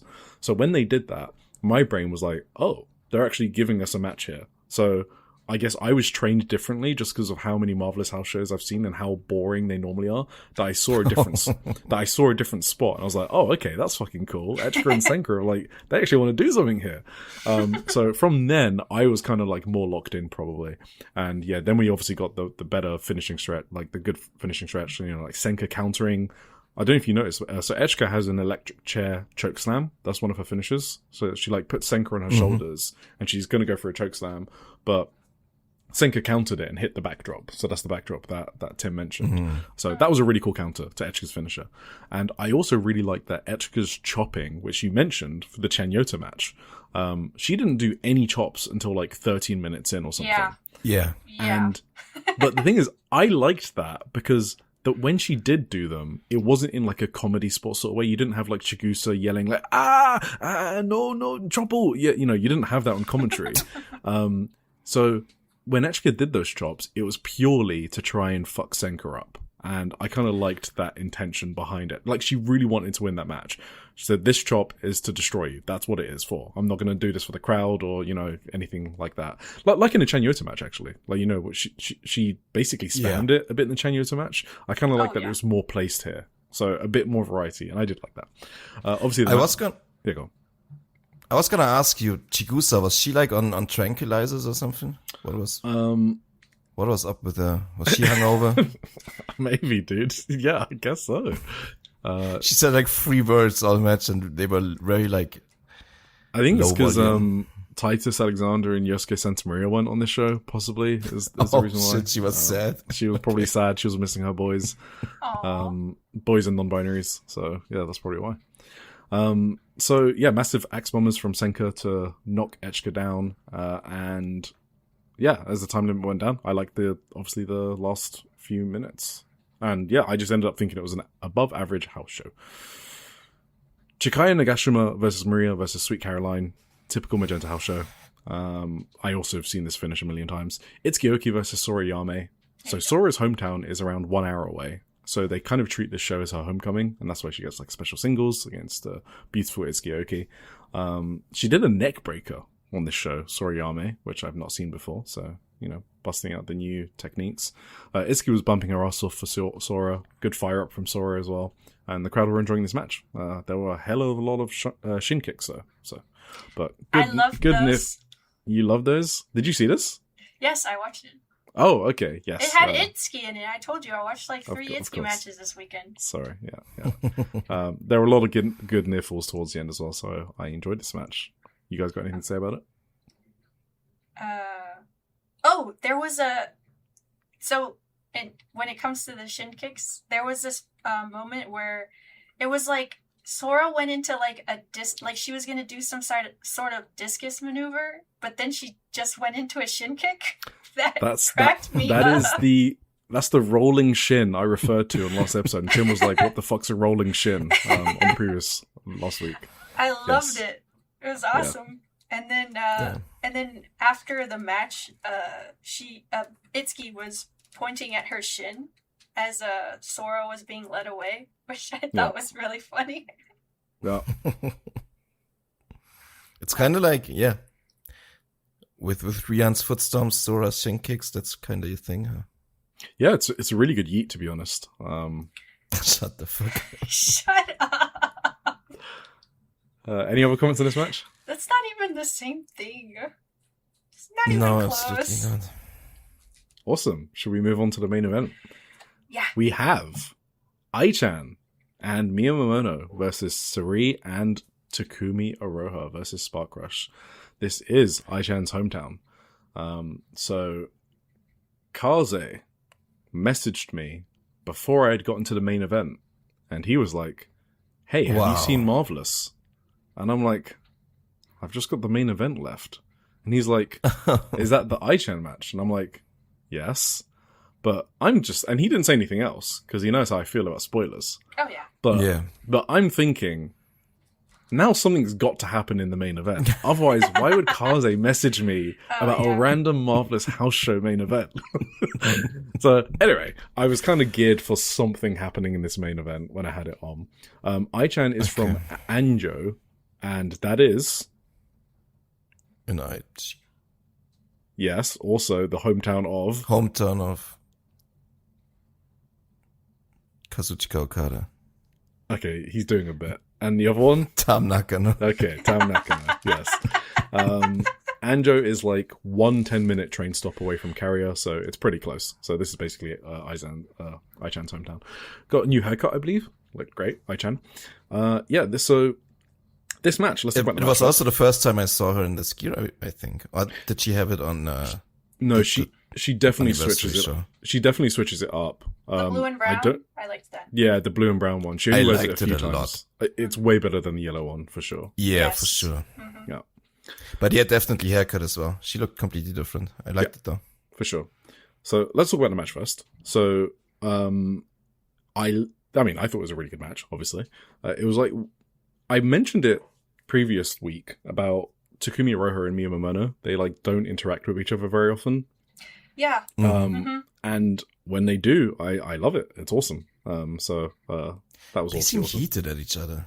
Yes. They always do because they don't meet each other like regularly. They know they have to sort of bring it when they do, like in Las Vegas. Maybe. Right? Yeah. Because they also know that's like a AAA title match right there. If Chigusa Nagai ever wants to do that. So they just kind of have to play that rivalry up because Miyu Momono is at that level. So that's why I was excited when I saw this match booked. But yeah, that was great. Spark Rush looked like they were kind of taking this one seriously as well. So not just your usual house show vibes. They were like showing up to beat the fuck out of Ai-chan specifically as well. And also Serene Momono as well. Serene Mio, sorry, with the forearms. I mean, it's the same thing as the Las Vegas match, to be honest. Mio just against these two is just awesome to watch. So that's the Mio side of things. So Ai-chan. So they were bullying her. Spark Rush. Yes. Were bullying our little fox. With nasty kicks from Takumi. Sari was doing forearms that were knocking Ai-chan down, and they were stiff as hell. And, Ai-chan was, like, firing up with big forearms, which, that's when I got my caps lock on. I'm like, come on, fuck her up. Fuck Sari up. That's what I was hoping for. And, yeah, there was some just really cool combos, actually. Like, tag team combos. So for example, like, Mio did like a Super Frankensteiner, Takumi came back with a rolling elbow, and then Mio did a cutie special. Like I mentioned, Mio and Takumi. Like, it was just a really well-worked match between those. Spark Rush did their Swanton double foot stomp combo, but Mio kicked out of Cerise's foot stomp, and then Spark Rush do a misfire. Oh no, what's gonna happen? Then Ai-chan comes in, does such a close, like, La Magistral pin, which was awesome. I had that in caps because I was really hoping she picked up the win there. Same. And then I just have, oh shit, LOL. Ai-chan went for her running double chops that she normally does, and then Takumi just transitioned it into the running three. Yeah, that was which was an awesome finish. Because it's an awesome finish because I know exactly what Ai-chan's going to do. Because, she only runs the ropes for one move, basically. And the way she picked up Ai-chan, Takumi picked her up. That was impressive as fuck. Yeah. Really good transition into that finish. So, that's the match. Do you guys got anything else about the match? I think you recap most of it. Yeah, no, really great match. So, definitely recommend it. Then the Did you say something, Emmy? Sorry, what was that? I thought Emmy was going to say something. But no, I mean, I just have my notes here, but they're hardly intelligible. But yeah, it was a great match. I enjoyed it a lot. I did overall think I looked actually pretty good in this match, as in she actually got more offense in than I expected. Like, yes. Her positioning in the match looked better than I expected, which is, why I was. We're gonna talk about the post match. She kicked out of a big Liger bomb, which I didn't really expect her to. Oh, the rotating one? Finish.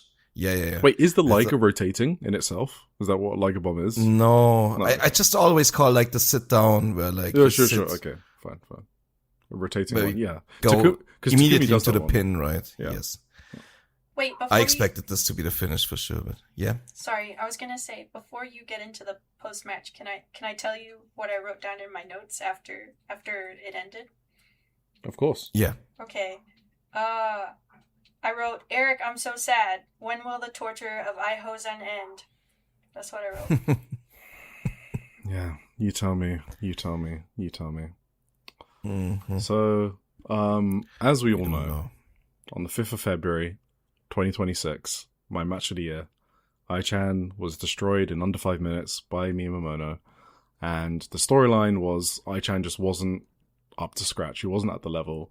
It was basically a tough love sort of moment from her teacher, Miyu Momono. The week after, she faced Sari.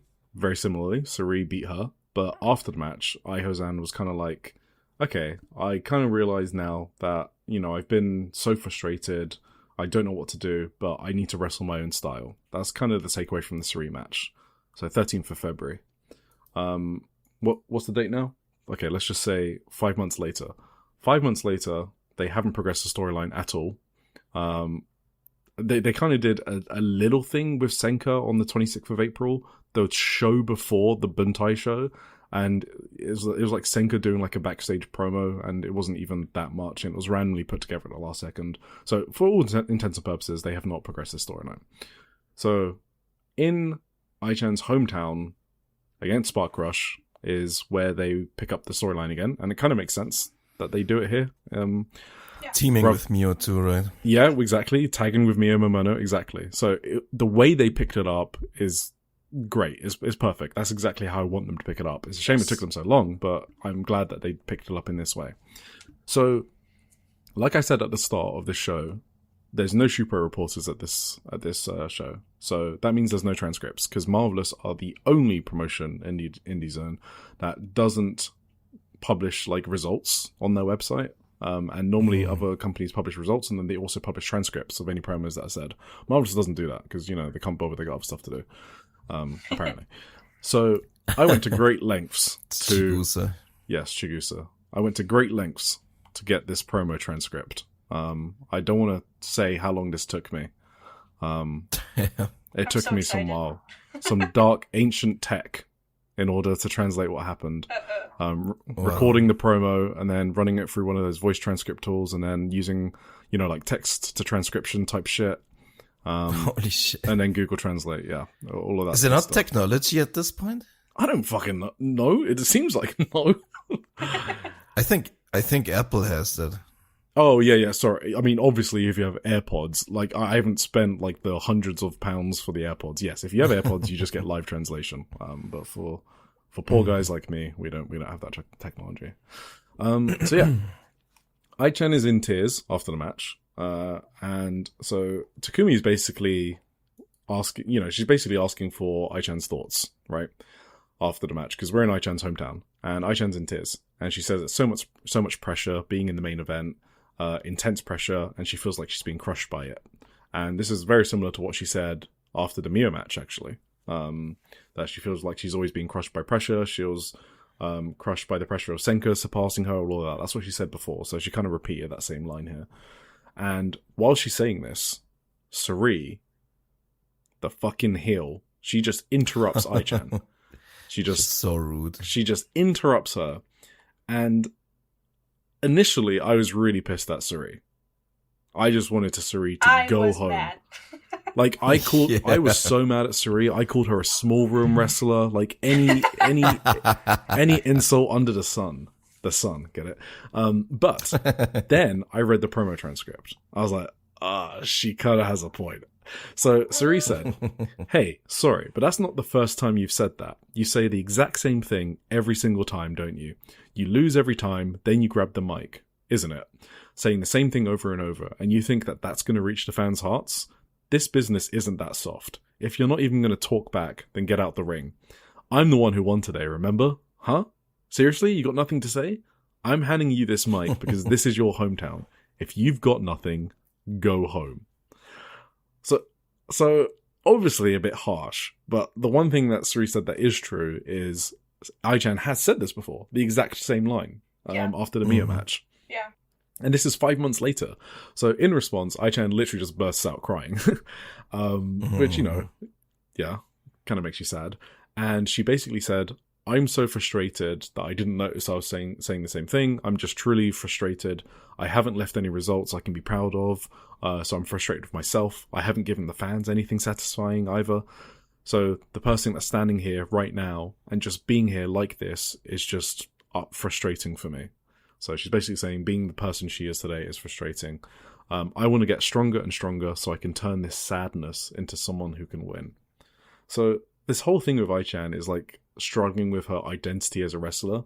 I think at one point, so someone else's translation at the event, it's a gaijin who translates on Twitter, so, taking it with a bit of salt, a grain of salt, but, if what they said is accurate, then she might have said some variation, which is, I don't love myself, but I love wrestling. So, words to that effect is what she's trying to get across. She's really struggling with her self-esteem, but she really wants to be a wrestler. And so, yeah, that's basically it. And then Spark Rush obviously wrap it up and encourage her to keep going after that and keep climbing. And that's it. So, I thought it was an amazing promo, obviously. Yeah. Got me all emotional, especially because, it's tied to that Mia I match that I love so much. So, and I'm just happy they continued it, but I really want them to do something with this. Like, I don't want them to just drop this storyline for another 5 months, and I don't know why they keep doing that. I think it's also worth mentioning that Mio just fucking left. Yeah, that made me upset. She didn't even look at Ai. She just Really walked to the back. That. Yeah, exactly. And said nothing, did nothing. Yeah, and you can imagine, because Mia already said everything she wanted to say in that match in February. She actually said that in the backstage after that match. She was like, I've said everything I need to say to Ai-chan now. It's up to her. So now they had this tag match, and she's saying the same thing. So I can understand Mia being pissed off and be like, oh, okay, if you're just going to do the same thing again. So while I obviously empathize with Ai-chan, she is saying the same thing and needs to do something different. Obviously, out of kayfabe, can someone fucking help her? Like, give her some finishing moves. Like, what are we doing here? Like, why is she wrestling the exact same way every time? You've got to, train her differently. So, obviously, that falls down to Takumi and probably Mio. But, yeah. Anyway. It's true. Yeah. Yeah, no. This was a very good main event, and I think people should check it out if they find it somewhere. Beautiful main event. That hurt my feelings. I mean, it's tragic. In Relatable. A tragic way, it was beautiful. Yeah. That's what wrestling does sometimes. This is, for me, this is like a, that's the best thing wrestling does. Yeah, when I consider my match of the year, list, this, I'm going to consider this. Yes. Why would I not consider this? Oh, yeah. Sure. Yeah. All right. Oz Academy, 12th of July. Shinjuku face. Miyumi Azaki did an announcement for the Korakuen Hall on, I think it's 17th of August, something like that. She's booking Saran, who's 17 years old, Riko, who's 27, and Rini Yamashita, who's 37. And that represents when Azaki debuted at 17, when she launched Oz Academy at 27, and when she turned it into a company at 37. Don't know what that one means, but hey. Opener, Itsuki Oki versus Celine Mizora. So obviously this is Azaki, listening to the podcast and booking for me. So did anyone else watch this? This was on here. What the fuck? I'm dumb. I'm sorry, I missed this. No, that's okay. I wasn't expecting. I watched this one. You did? Yeah. Did you watch the entire show? No, I watched every Itsuki match that. Oh, okay. I see. There. I see you, Emmy. I see you. Yeah, you got any thoughts on it? I thought there was a... Wait, first time seeing Celine? No. No, you watched the seedling tags. Yes, yeah. I watched the seedling tags, but I couldn't remember who this was, even though I recognized her. I recognized her outfit. Yeah. I was like, I've seen this gear before. But I thought it was good. There was this really cool single leg crab spot that Itsuki did on Celine, and there was she had this really good desperation, and then most people don't realize how much their personal information is being bought and sold every day. Data brokers are making billions, pulling details about you from public records and the internet, and then packaging and selling it, usually without your consent. That's how your information lands in the hands of scammers, spammers, even stalkers. It's why you get endless robocalls and why ads seem to follow you everywhere. That's where Aura comes in. Aura actively removes your data from broker sites and keeps it off. They also instantly alert you if your information shows up in a breach or on the dark web. But Aura goes beyond data protection. With one app, you get a VPN, antivirus, password manager, spam call protection, dark web monitoring, and even up to $5 million in identity theft insurance. All backed by 24/7 US-based fraud support. Other companies might sell just credit monitoring or just a VPN. Aura gives you all of it, together, at the same price competitors charge for just one service. Start your free trial today at aura.com/remove. Protect yourself now at aura.com/remove. She had some great counter moves, and yeah. Did you see she lifted Celine off the mat on that Boston Crab? Yeah, that's what I'm saying. I've never seen a single leg Boston lifting the opponent off the ground. That was insane. And Celine sold it. That was the main spot I'd written down as well. So. Yeah. Good eye, Emmy. Thank you. I've actually got nothing else to say. Emmy covered it. Yeah. There you go. Awesome. Good rookie vet match. I really enjoyed that. Honori Hana versus Kaori Yonyama versus Zonez. I was kind of busy being upset over the Veni loss to Hashimoto to pay attention to this match because it was on at the same time. Akino and Kahaku versus Momoka Hanazono and Ram Kai Chao. Did anyone see this one? No. I saw clowns and I immediately skipped. You saw clowns. Wait, is that who? I don't even know who you're referring to. Ram, probably, right? Oh, Ram? There was somebody in clown makeup. Yeah. And then I saw the toy dog. I saw the toy dog, and I was like, I'm not ready for this. It was like, okay, dude. Okay. So the storyline has been, so Akino, so we watched this match, Tim. Do you remember in Osaka on the 24th of May? It was Akino. Oh no, maybe I just recapped it for you. But Akino like had the toy dog, and then Momoka, I remember she pushed it, and Akino picked up the dog. Sorry, Momoka picked up the dog, threw it away, and Akino ran after it. Yeah, and that's when we figured out it was a dog, not a cat. No, it's a cat, not a dog. Fuck. Sorry, it's I remember. Cat. I figured that out when Mio called it Neko. Like yeah, exactly. Yeah, yes.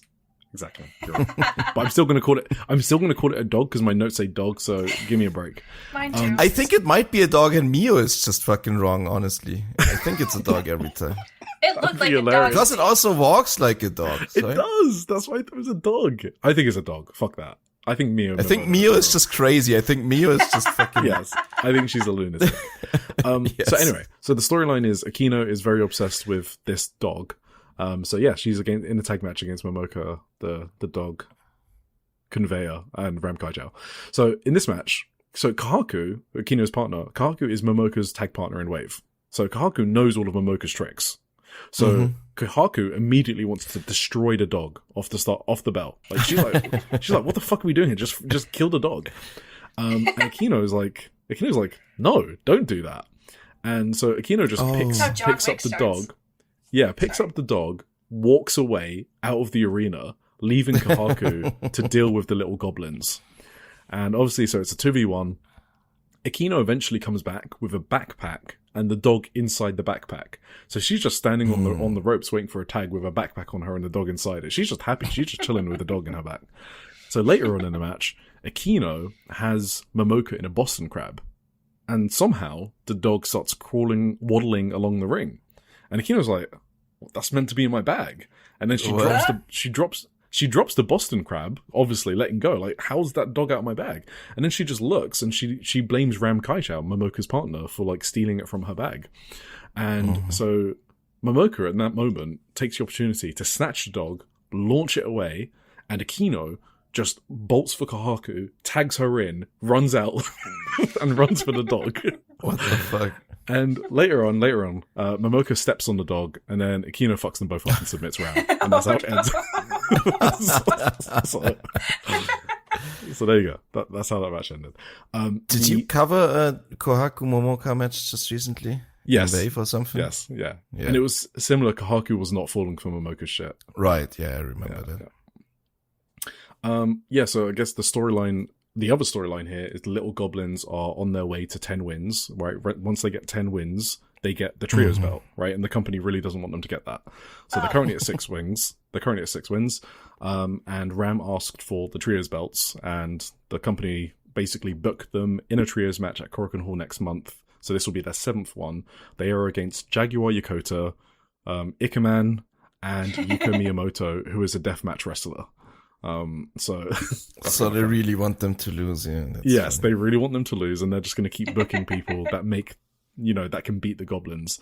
And when Jaguar Yokota was announced, Momoka flopped onto the ground and played dead, which was hilarious.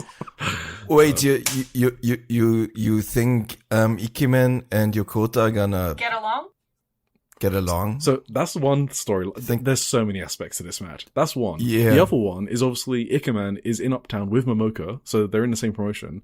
And Ikeman used the dog in the Chisako match in Sendai Girls. Do you remember? Right. Yeah. So I don't know if Ikeman's going to be on Momoka's side and help them win. Shit. Yeah, Like, he probably. might turn on Jaguar. He's gonna turn on Jaguar. Oh, yeah, yeah, for sure. That's happen. Oh yeah. God. So that's gonna be That's so awesome. So funny. we'll obviously watch and review that. This is one of the best storylines in the Indie Zone. A random undercard Oz Academy storyline. So there you go. I think I've seen like 1 or 2 matches from the entire thing, and I still I'm obsessed with it. It's awesome. Yeah. All right, Misa Kagura versus Tomoka Inaba. So obviously this was a singles match I had circled around. I don't have a lot of notes from it, but I did really like it. Me too. Yes. Yes. So do we have anything to say about it except a really good match? I do have something to say. Go for it. I did enjoy the match, but I felt like they had so much more left in the tank. Of Maybe course. that's just... Of course. We know these two wrestlers. Yeah. They could do a lot more. Well, the one thing I liked about this match, what it displayed though, is Misa's lariats, because you don't see her hit them that hard very often. Like, these running lariats were a fucking freight train. So I really enjoyed seeing that. Tomoka did a fighting spirit spot out of a lariat, which was hilarious on this Oz Academy. Okay. Yeah. I gotta disagree here. That is my one big criticism of this match. Oh, I don't mean Tomoka. crazy good. I just mean crazy. Because it was basically a no-sell, it wasn't even a fighting spirit thing. It was just, she completely no-sold it and just... Yeah, because she just hit a crazy spin kick right after, and then a running strike. Yeah, exactly. For a She just nipple. continued the match. And then continue the match, yeah. Exactly. I mean, she did like the typical pose for a fighting spirit thing, but like usually you still sell it after, right? But that was a typical like no-sell fighting spirit. She should have gone down after the crazy spin kick. Yes, exactly. There was one spot that I liked. It wasn't a wrestling move or anything. I think y'all can probably guess what it was. It's the ball charge, isn't it? Yeah, they bumped chests, and then and then one of them pulled the other one's hair. God. Oh, okay. Oh, I see. Sorry. Yes. I do not have I didn't have my Yes. Okay. But I see you, Emmy. I see you, Emmy. You see it? Yeah. I see. Yeah. I see. That's good. Yeah. Cool. Anything else? Yeah. I thought what it also displayed really well was like Misa's fire in a way. Yeah. There was this spot where Tomoka like dropped her with kicks over and over, like 2 kicks, 3 kicks, 4 kicks. And then after she dropped her with like the 5th kick, Misa like stood up back to her and like gave her chest basically for the 6th and 7th kick. Like she started inviting Tomoka's kicks after like suffering through the first 4 or 5. That was really cool. Like, I liked that fired me up watching. So. Misa's one of the best wrestlers in the scene. I mean, we can just say that. Like, it's not just an SLG thing. Like, she is literally just that good. She understands how to really get yeah, absolutely. She's an someone excellent into her match. Yeah, for sure. Cool. Anything else? Nope. No, really cool match in general. Cool. I thought, yeah.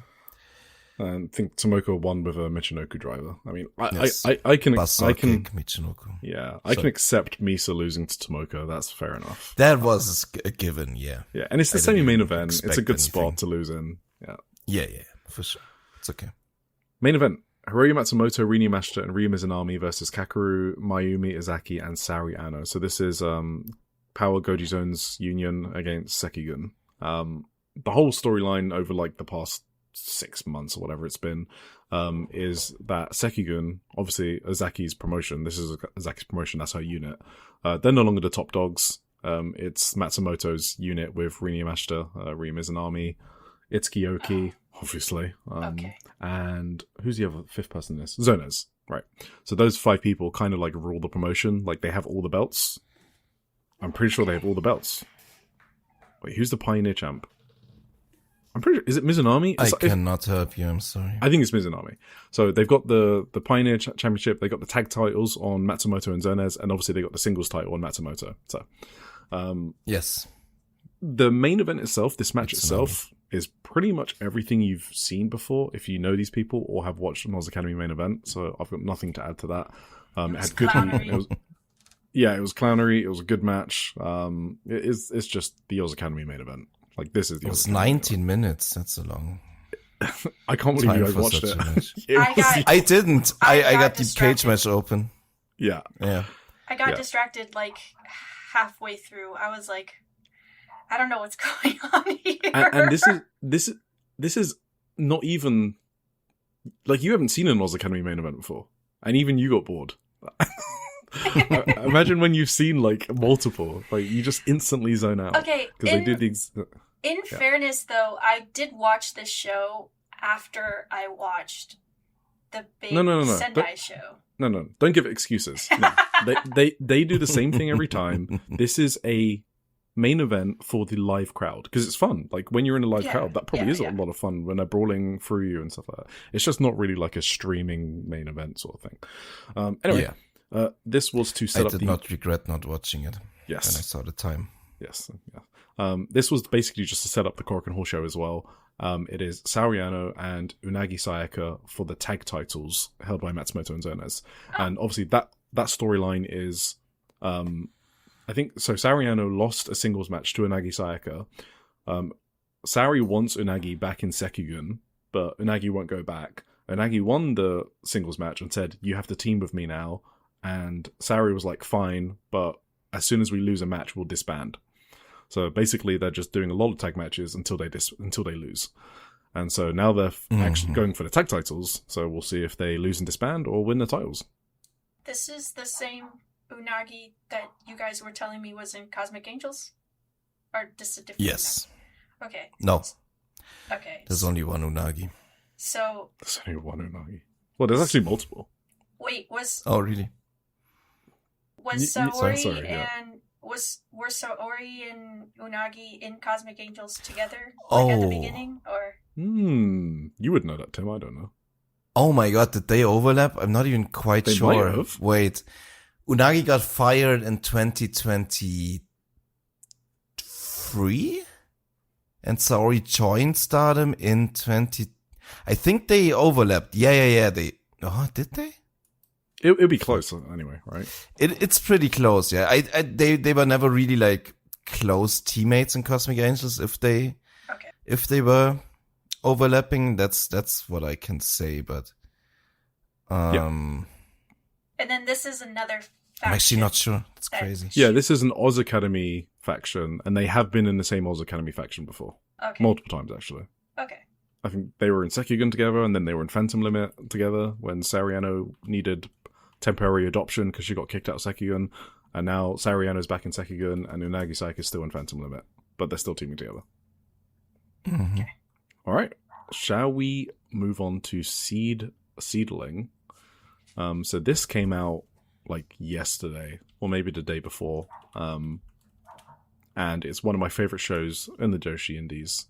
It is the Seed stage matches produced by the greatest of all time, one of the greatest of all time, Arisa Nakajima, booked for Tim and Erica, the Joshi'ing Around Weekly podcast.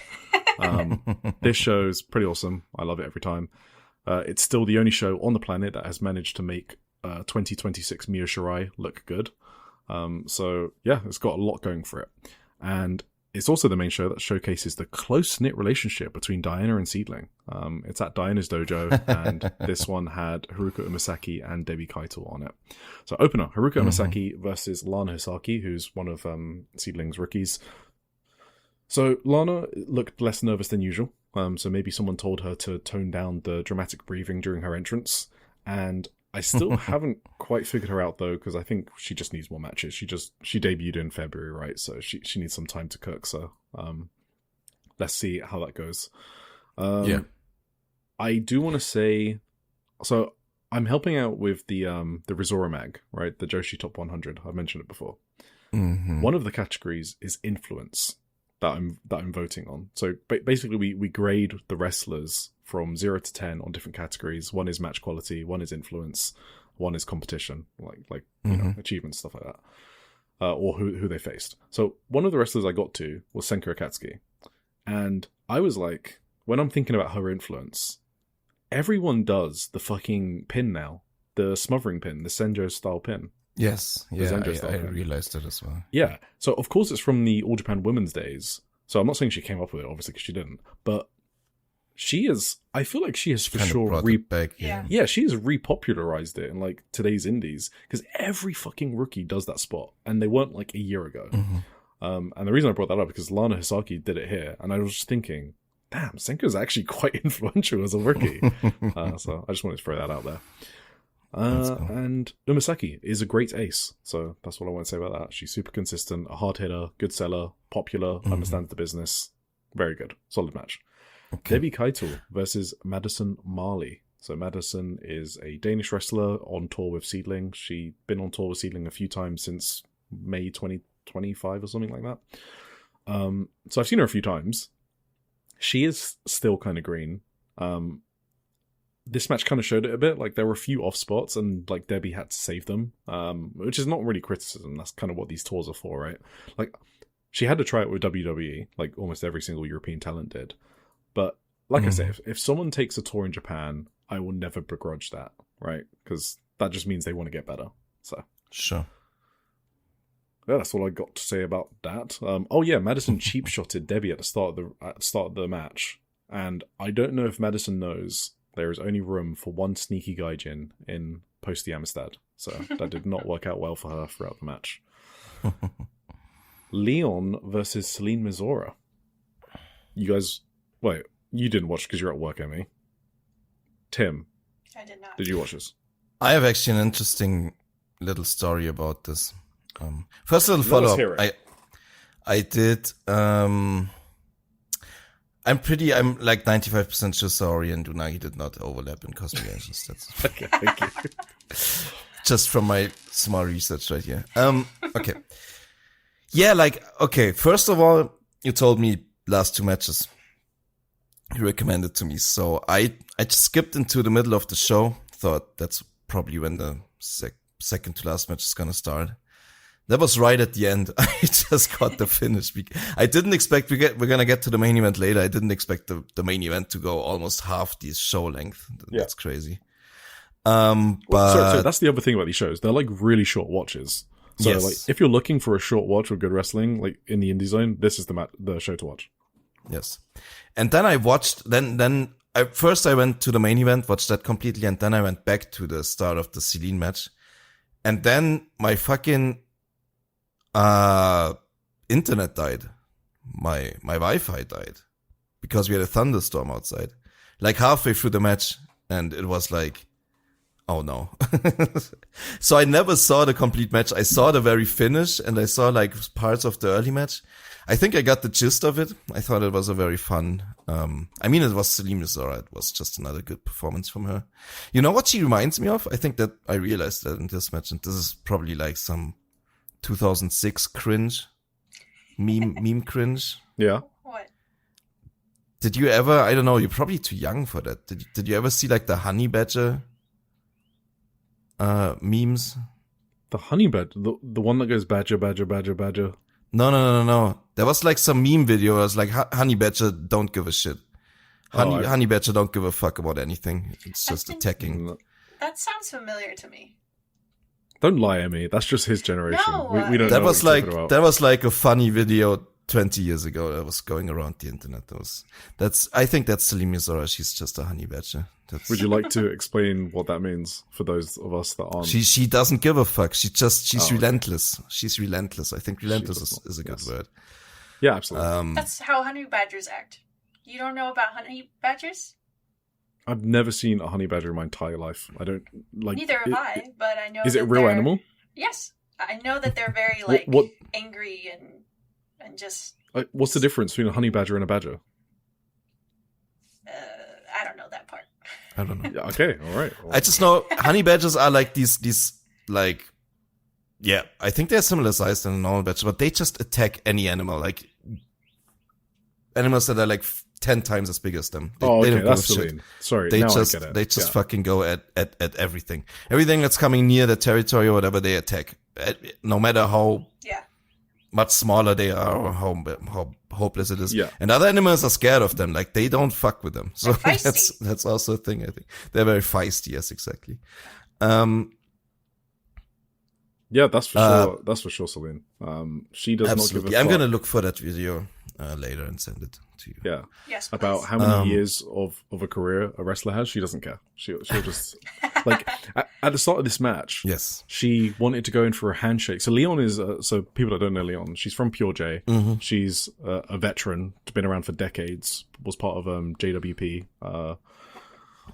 that's and back. Okay. she I guess she sort of like founded Pure J with Command Bolshoi as well. Well, it's obviously Command Bolshoi, but Leon was there from the start.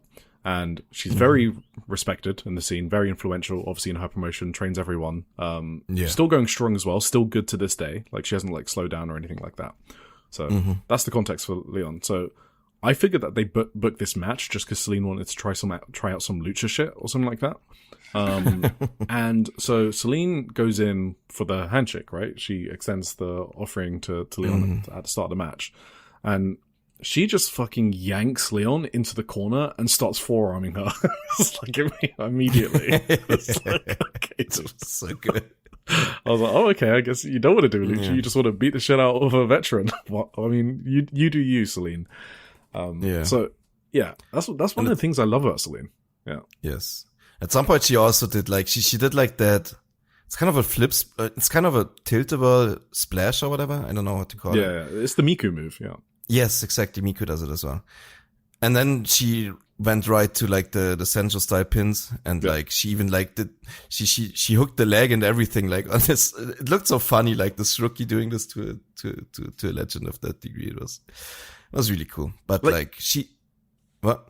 No, I was just that is like her. She screams her head off, right, with like all of her offense. Like when I watch her, I believe she wants to win the match as quickly as possible and put her all into it, and it just makes me so happy.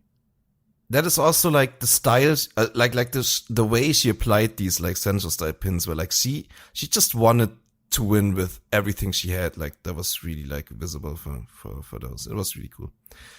And yeah, but she got squished too by like first by that flip senton from Leon. That was brutal. And then she just fucking choked Celine for a good amount of time. And in the end, she squished her again with a big frog splash. That was. Yeah, she looked pretty beat up after this, Celine did. But she went 13 minutes there, whatever it was. I don't actually have that's the time. Crazy. But I only saw like 7 of those 13, but that was crazy. I mean, she went so long. That Leon was like the best vet to do this match with as well, because she's not one of those that's like unwilling to like bump stuff. She will give the rookie whatever the rookie wants. Like she's very giving. Like I thought Celine was going to quit at one point during that submission when she like, stretch her across Leon's back. I was like, oh, okay, Celine's going to submit here. And she didn't. I was like, what the hell's happening here? At one point, like, Celine reversed a Boston Crab into a fucking armbar, by the way. Like, what rookie does that into a vet? Like, in a Boston Crab, and you roll over the opponent into an armbar. Crazy shit. Like, there was nothing blow away in this match, but it was just really well worked from start to finish. Celine looked like she belonged in there with a total vet. There was, like, no hiccups, no blunders, no awkward spots. And the match made total sense it told a clear, logical story. Like, this was just a really good match. So, yes. For sure. Cool. I think we covered that. Main event. Big Haruka and Miria Koga versus Honori Hana and Miku Kanai. Oh. Yeah, so this match kind of ruled. That's kind of where I am on it. Where are you at, Tim? Yeah, I liked it.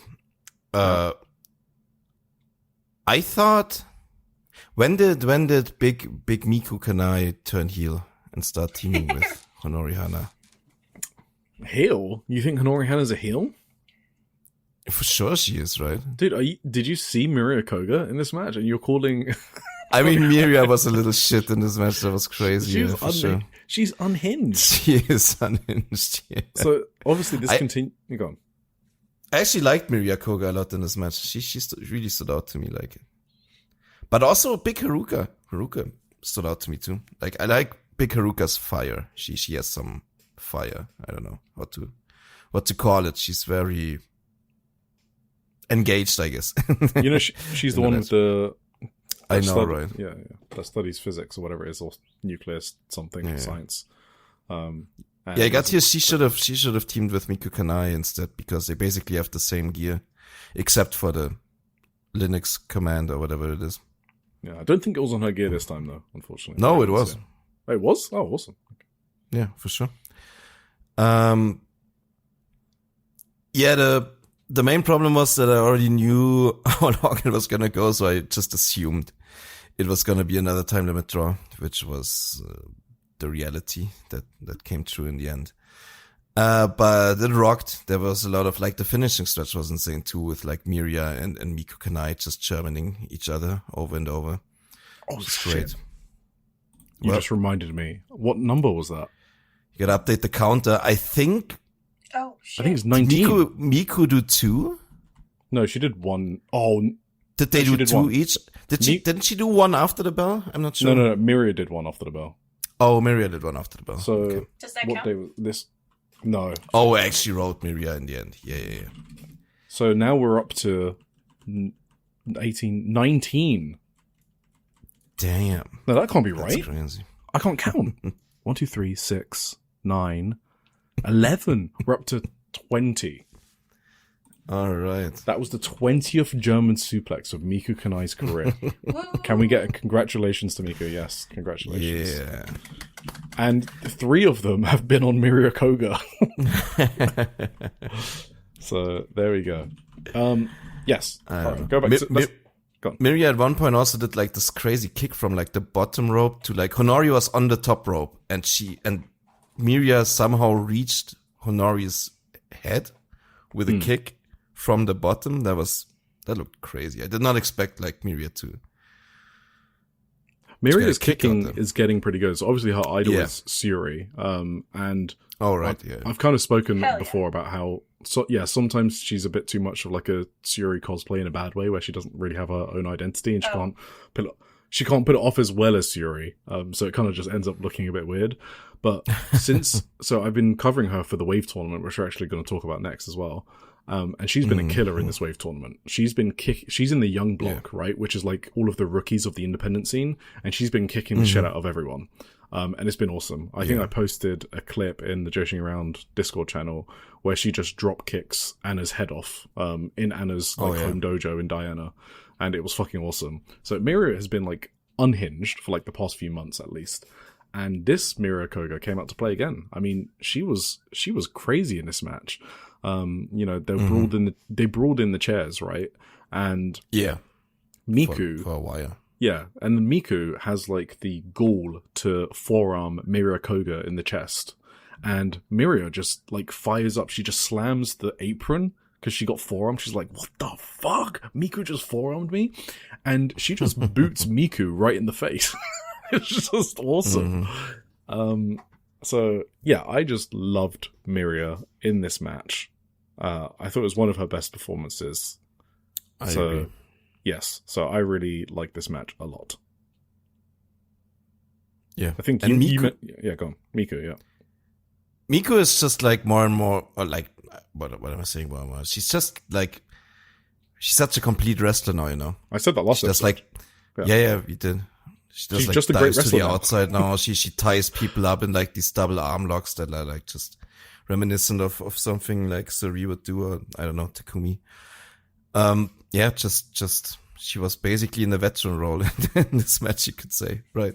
Yeah, she's one of the best Just wrestlers fun. in the scene. Like, no qualifiers Yeah. needed on that statement. Yeah, So, cool. Cool yes, little match. cool match, good fire, and so I forgot to mention, Miria and Miku have a rivalry from Wave, which I'm going to get to on the next show. But that's why this match led into those Wave matches, because this match was actually before those Wave matches. So that's why Miria cuts a promo after this match talking about the Wave tournament. So that's why they were so heated with each other. So very, very cool. After the match, Yeah. Miria and Honori Hano. So obviously the other thread here is Honori and Miria in the same promotion. They haven't been able to feud that much because Honori has been obsessed with Celine Mizora. So Miria Koga's had to like take, a step back. But so this kind of reignited their feud as well that they had like early last year or whatever. So that was cool because they slapped each other around the face after the bell. After the match. And then Yuki Funa, who's currently injured, and Arisa Nakajima have to come in and break it up, which I thought was funny. So there you go. Good stuff. Good stuff. All right, let's move on to Wave, that I was just mentioning. Right, so we had 2 shows on the 2nd of July and the 3rd.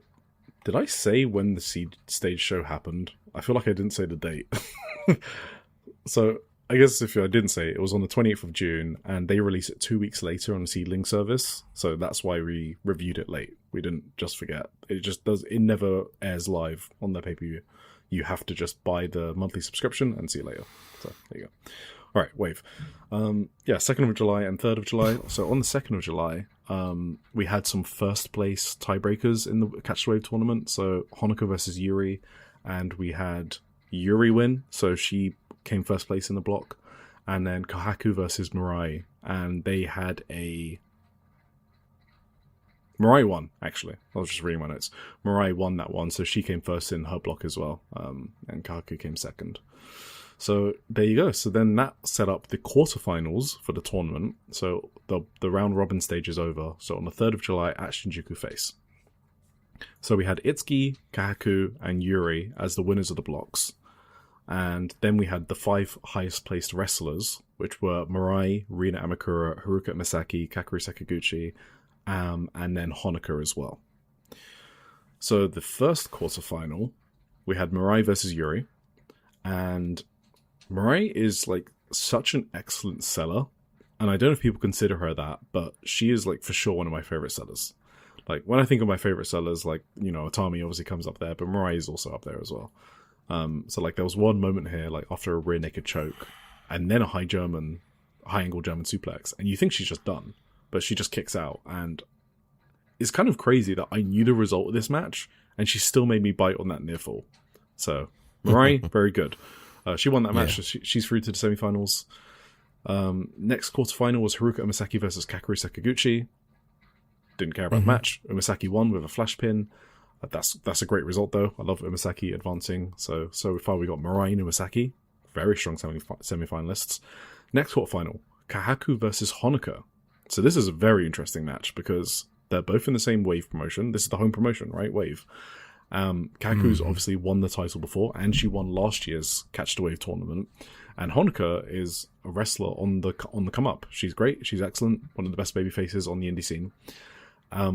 So, spoilers, Honoka won, beating her senior in Wave, and it's like a landmark win for her. Like this is like her big moment in the promotion. So much so that I'm pretty sure she's not winning the tournament just because she won this. But I mean, the finals already happened, so you can laugh at me if she did. I don't know what's happened yet because it hasn't aired yet. Yeah, this match was really good. Like Honoka. So I mean, you might remember I talk about wrestlers sometimes who screams their head off. Like literally, like horror movie screams is how they sell. Yeah. And she's a master wrestler, and to be honest, it's kind of awesome. I kind of like it. Yeah. Yeah, like. Okay. Wait, do you not? You probably don't like it, Tim. Do you like it? No, I do. Oh, okay, yeah, good. I can I mentioned it definitely positively, and she, like the first couple of times when she was in Stardom, I immediately clocked that for her. Yep, exactly. Or whatever. Yeah. So like before in Avalanche Frankenstein, she's like screaming her head off. Before she's the one doing the Frankenstein, and she screams her head off. She's just so aggressive and intense. She's really fucking good. She makes you believe not only that she's struggling, but that you should root for her, which is obviously what an amazing babyface needs to do. And she's only been doing this for 3 years. She was a fan before she became a wrestler, so one of those successful fan to wrestler conversions, I guess. Nice. Yeah, big win for Honoka, and it was a massive upset, and it did pop the crowd. So that was a really cool match. Last quarterfinal was Itsuki versus Rina Amakura. Itsuki won, so there you go. Obviously, she's the champion, so that's kind of expected. So then, for the semi-finalists, you ended up with Mirai, Haruka Misaki, Honoka, and Itsuki. Really awesome final four. So I like where this tournament's going. Finally, on the show, we had the Young Block title. So who would win the Young Block? Miku Kanai versus Mira Koga. So this played off of the previous seed stage match, basically. And the winner of the Young Block is Drumroll. Mira Koga. Oh. So Mira Koga did win the Young Block. So Arisa cool. Nakajima beat Yumiko Hotta in the booking war. Which of their proteges was going to win? That's crazy, actually. Yes, Miku Kanai. I didn't expect that. So the Miku guy was here, obviously. last time they went to a double count out to protect this match, so this was it. Like they had to throw everything at this match, and I think they did. So this is the match where Mika Kunai throws not one but 2 German suplexes, the double in the same match. I thought this match was great, and Muriel won with her own beautiful bridging German suplex, which I thought was like a kind of like one-up moment, and that was awesome as well. So yeah, good match. Nice. Miria's post-match selling was really good. She was like in tears, selling her leg as well, because Mika was working over her leg during the match.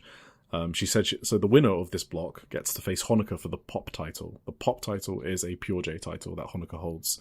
So it will be Honoka versus Miria Koga. Probably that's already happened at the Korakuen, actually. I think that was on the Korakuen. So there you go. I don't know who's won that. Actress Girls on the 4th of July in Osaka.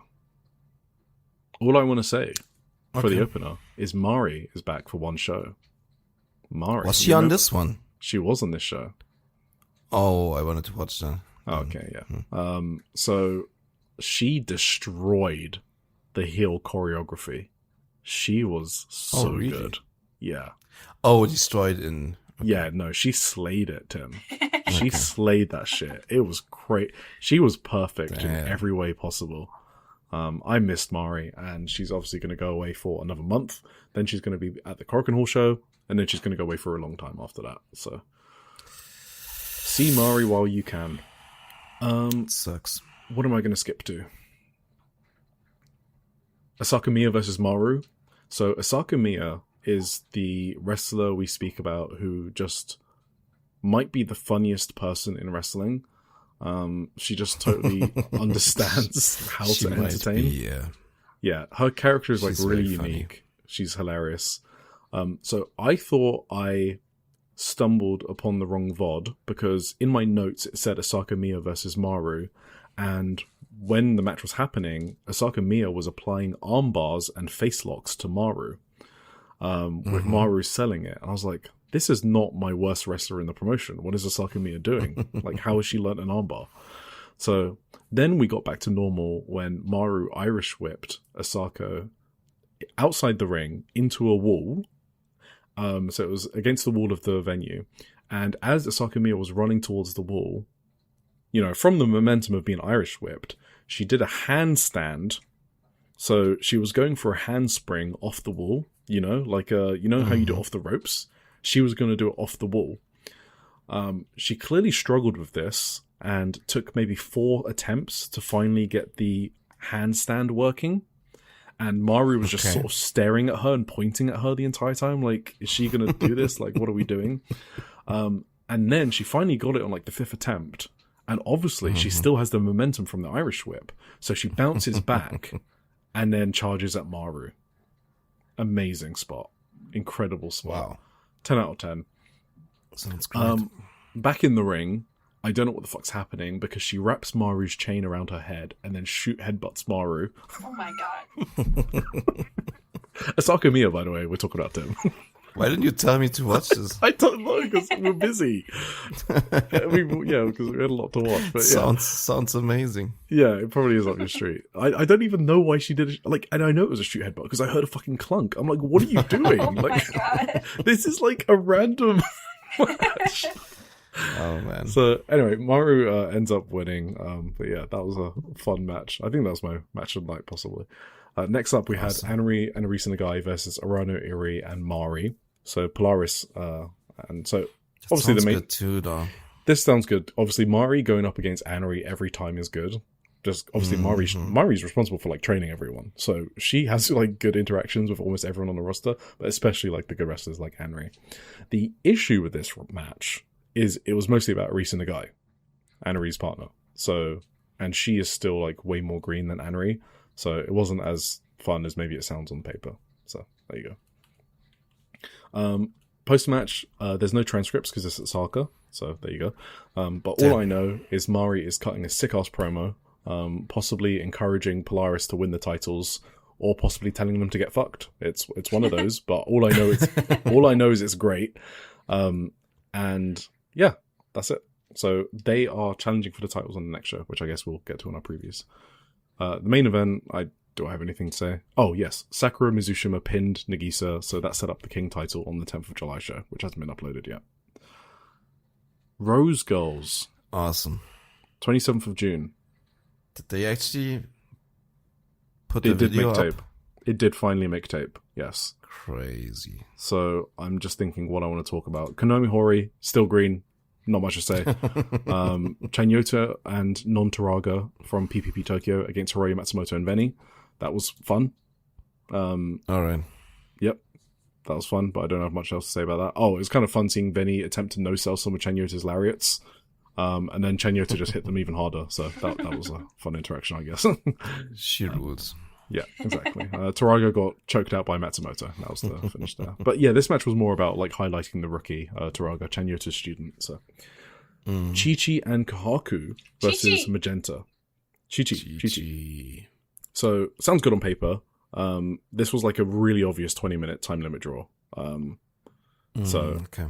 Yeah, it was one of those where you kind of knew it was going to go to a time limit draw.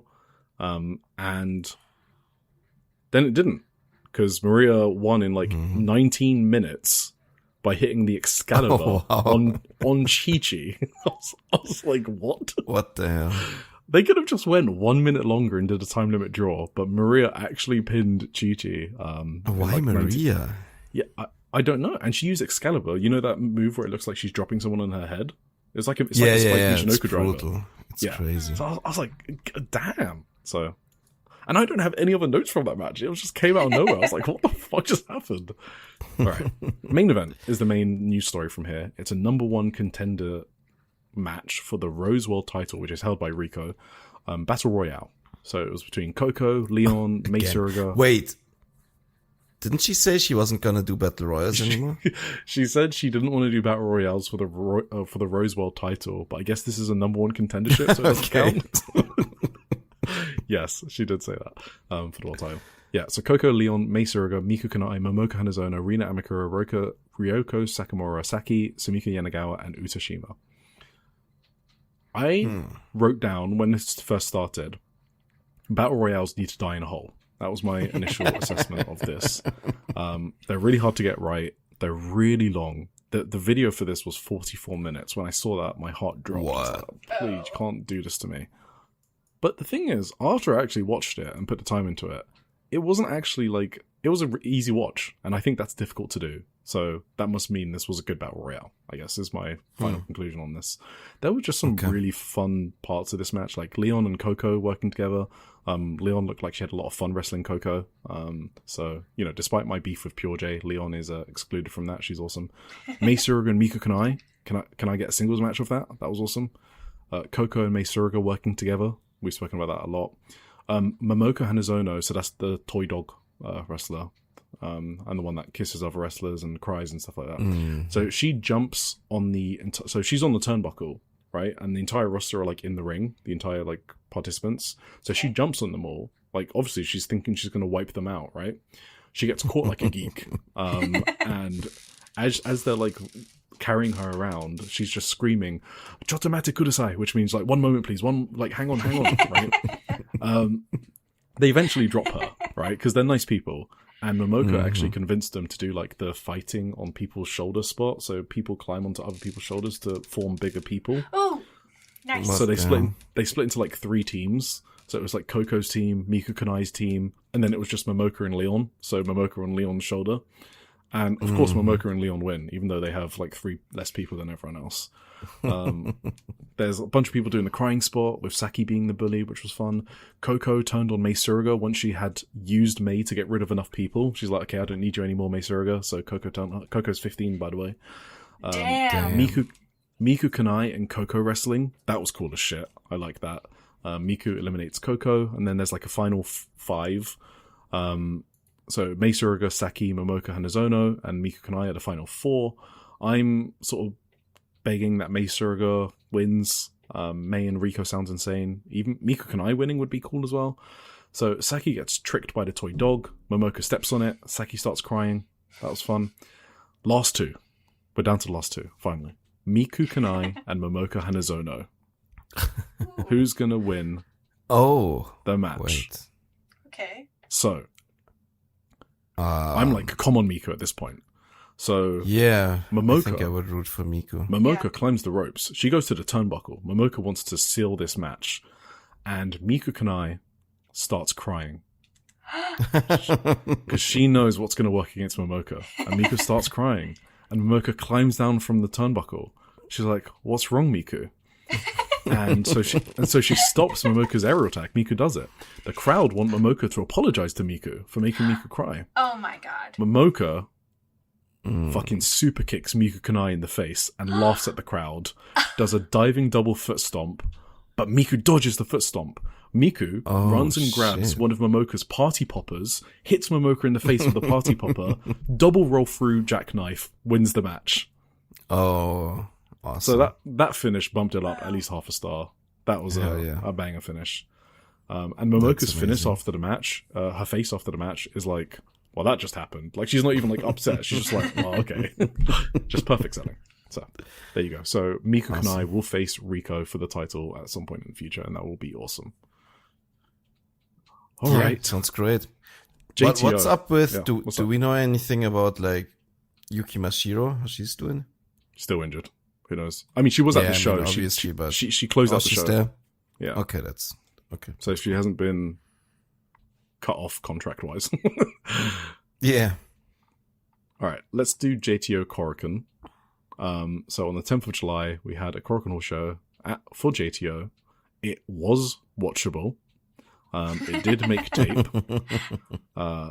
It was sort of decided at the last second. We didn't know it was going to stream until we kind of streamed it. So the whole gimmick with this is Big Taka said if they don't get 1,000 people, they'd never run a show in Korakuen Hall again. Obviously, they announced 1,182. Sai Kamitani was on the show, obviously, which kind of helps. You don't trust it? No. I think they got. You sound skeptical. I think they got around 1,000. I don't know if they got 1,182.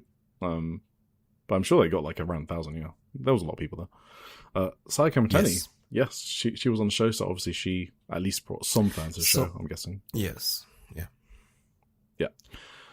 Right. How much did you guys watch? I think you accidentally watched all of it or something like that. I think no. Okay. So first off, I was surprised because like the south side definitely looked like it was completely sold out, but like they didn't really have a setup for the north side. So I was surprised that they still could announce that many people. But exactly. Yeah. Because the bleachers weren't really there, and the bleachers usually do a lot for the attendance numbers. So you can always see like with the bleacher setup, it's always like the higher 1,400s or whatever. Or like if you that's when it goes like from 1,100 to 1,500 is only with the bleachers usually. I mean that's what I'm thinking, but whatever. Yeah, exactly. Yeah, so I would have said like 900 if you asked me or something like that. But whatever.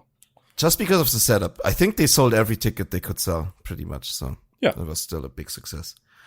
And Big Saya, big draw, obviously. I watched a lot of this show. I was like. That was funny. I actually watched this in the office. That was like one of the only wrestling shows I ever watched in the office because I was completely alone Friday afternoon. And it was on the Friday that it happened. I was tired of dodging spoilers, so I just put it on. Just, if anyone came into the office, if my boss forgot something, had to get back in, I would have been fucked, but it didn't happen. So that's okay. I watched more than I thought I would. I definitely wanted to see the Misa Kagura match, but that was kind of a nothing match. What did you guys watch? Only the top two? I watched the tag, top two and the Kagura match. Okay. I didn't really think much of the Kagura match. I didn't even see Kagura much in there, and her team lost in the end, so I was kind of mad at that. So yeah, that's the main news, that their titles. So they held those titles and they lost them to. Yes. What was it? Who? Oh, Big Haruka and Jumbo. Big Haruka, yeah. I like Big Haruka, but yeah, I would have preferred Misa Kagura to win, obviously. Jump to Azusa, or? Yeah, we can. There was some really weird match involving Kota Ibushi. He had a team and someone else had a team.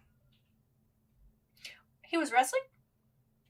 No, he was like their team manager or something. Oh, okay. I think he put together the team or something, and he was like on the outside.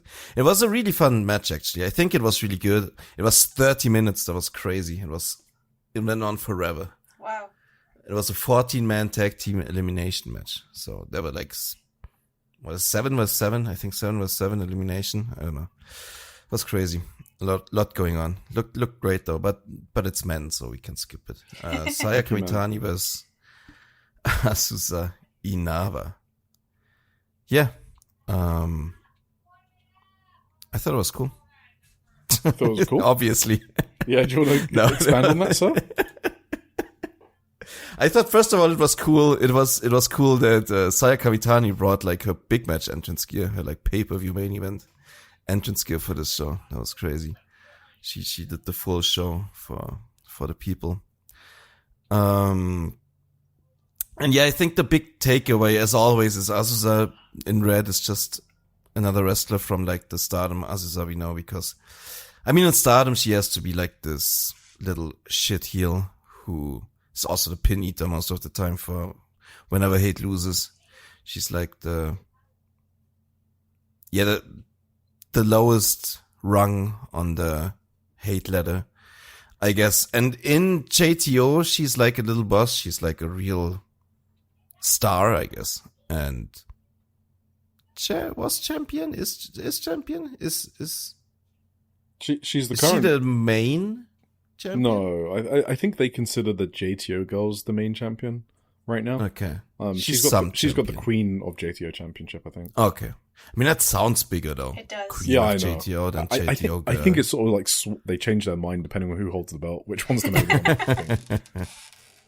Okay.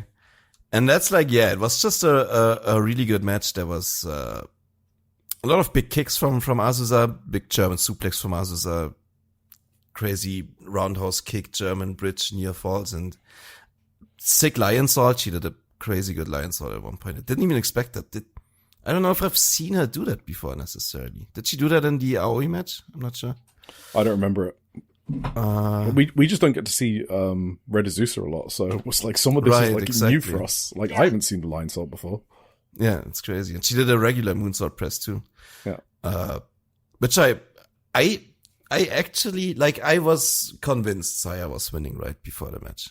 I don't think Saya's gonna put someone over on like an indie like that. But like some near falls were pretty close. Like Kamitani has some really good last second kickouts as well. For example, on this moonsault press, there was a close near fall. It was crazy. She's great. Yeah, for sure. And yeah, I think Kamitani was very giving here. Azusa looked crazy strong. In the end, she basically it kind of looked like in the end that at least for the latter half of the match, Azusa took like 90% of it, and then she ran into a spinning star crusher and died. But hell of a match. And yeah, was a cool gimmick. I thought it was great to see Kamitani do some more indie work. And I don't know what they've got going on, if this is like a mentor-mentee situation with them in Hate or something like that. I'm not quite sure about their relationship, or like their kayfabe relationship, I guess, inside of Hate. But that's kind of what I took from it, that they were like, yeah, Azusa just wanted to face her, but not like in a they got heat way, but in a she's my idol type of way, or whatever. Yeah. You know what I mean? Cool. After the match, they did. What are your guys' opinions first? What did you think, Amy? You stole my talking point about Red Azusa, so I don't have anything else to say. You said it all. I'm sorry. I would also like to say Red Azusa rules. I think every time we talk about Azusa and how high I am on her, I'm always thinking about Red Azusa. Because I've seen her be incredible too many times. She was incredible here again. She's just genuinely an excellent pro wrestler already, and she's like 18 or whatever it is. That's crazy. Mm-hmm. Yeah, did you mention Saya's? It's insane. Saya's like move that she did, like the muscle buster sort of thing?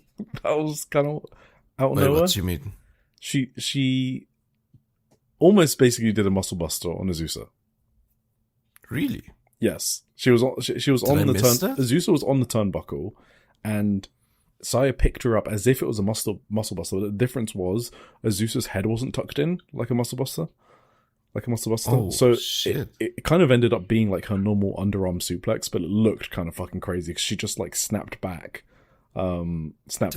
So I was like, what is Saya? Is Saya doing like some new shit in this match? So I think I missed that. That sounds crazy. That was very cool. That was the only other spot I kind of wanted to mention. She won with the spinny Star Crusher. Awesome. Yes. The most dangerous Star Crusher. Yes. Absolutely. You want to mention the post match? Yeah, they had like a head-to-head, but as I said, like a big smile. I think she knew she had a great match, so she was big happy about it. I don't know. She had like a blonde second. Did you find out who that was? That is a trainee. Saya didn't like her. Saya gave the finger to her, I think. Apparently she has passed the Princess Azusa audition, and so that's why she's teaming up with Azusa. Okay. Which is some JTO law that no one knows about because this company doesn't fucking broadcast the shows. Intriguing. Yeah, for sure. All right, no, cool stuff. Shall we get to the main event then? Yeah, let's do it. Yes. It was a JTO girls title match. Tomoka Inaba, Azusa's bigger sister, who is not just 2 years older, I've learned through this podcast. Oh, yeah. Which I was always of the impression. She fought Mirai, another excellent wrestler. Obviously, this is like a great matchup. Before I take all your talking points, what? They got some history as well. They were in Mirai. Oh, yeah. Yeah, they were in the Kayento dojo together before Mirai went to Stardom. So I mean they also got both God's Eye history, right? Yeah, in I assume Stardom. so. Yeah, I assume so. I assume they got some Stardom history as well. Yeah. I mean, they were both in God's Eye. I assume they were simultaneously. I'm pretty sure. I think so. Well, when did Tomoka join God's Eye? I assume she's been there for a while, right? Yeah. Yeah. Wait, Mirai left 2024. Yeah, of course they were together in God's Eye. Yeah, absolutely. Yeah, but they had history pre-Stardom as well. So I think they were like in the dojo together, like sleeping in the same room and stuff like that. So yeah, I want to ask Emmy for her thoughts first because I don't want to take her talking points again. So.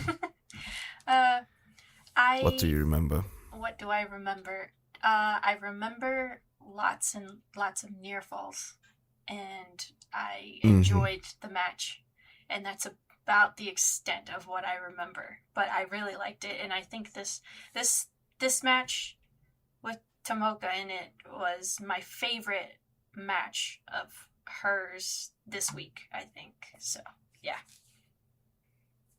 All right. Gotcha. No, definitely. I would definitely agree with that. I think. You mentioned earlier, I'm talking about Eric. Eric, you mentioned earlier that Mirai is actually a great seller. Yeah. I think this match showed this very well as well, you know. Yep. She sold her leg like death. She was hobbling throughout the entire match, and she was like, at the end, she didn't even get up. I think she's still laying there in Korakuen Hall. I don't know if someone carried her out or whatever. She just laid there after the pin and sold for Tomoka. It was pretty fucking sick. What did you think? I preferred the Azusa match because I thought the Azusa Saya match was awesome. So I mean, it's not like a short bar. I really liked that Azusa match, but this was still really, really good. Recommend it for sure. I thought it was awesome actually. I guess I think I wish I had a bit more to bite on from like a match layout point of view, because there were times, for example, like there was a spot at the beginning that was really setting Tomoka up to be the ultra babyface, which I thought was really smart because it's Tomoka's home promotion. But then Mirai's leg started getting worked over by Tomoka. I was like, oh, okay. I just got kind of caught off guard by that. I think they should have leaned way more into bully Mirai. So Mirai being the bully. The whole way throughout, and have Tomoka like do some sick comebacks with like kicks and stuff. But maybe that's just like my personal preference. Like it was still obviously really good with like some awesome spots. Mm-hmm. I think what I remember most from this match is just Mirai selling it, but also like Tomoka did some great, like Tomoka is very good at like the subtle things, the subtle selling. She does these facial expressions sometimes where she looks like she's completely out of it. Or dizzy, or like doesn't know where she is. I don't know. That's very exceptional too. But I do have to agree. I have like some qualms with this match that I thought they missed a peak in the end, like the dramatic peak. Yeah. Kinda, and it was just a lot of big move kick out in the end. Like a bit of spamming that, which is like it's a big match trope. I can't really blame them for it, but yeah, I think if they kept it a bit shorter and kept some of these big kickouts at the end, like kept to less of those to make those feel more special, maybe it was would have been maybe even better. But I really liked it still an excellent match, still a recommendation match for me, both of them, both Azusa and the Tomoka match, I thought are well worth your time. They're free on YouTube too. Are they still? Do they take them down at some point? I assume so as well. Yeah. Hell yeah. I did really like the post match for this one too. I don't know what they said, but Tomoka sounded very like passionate.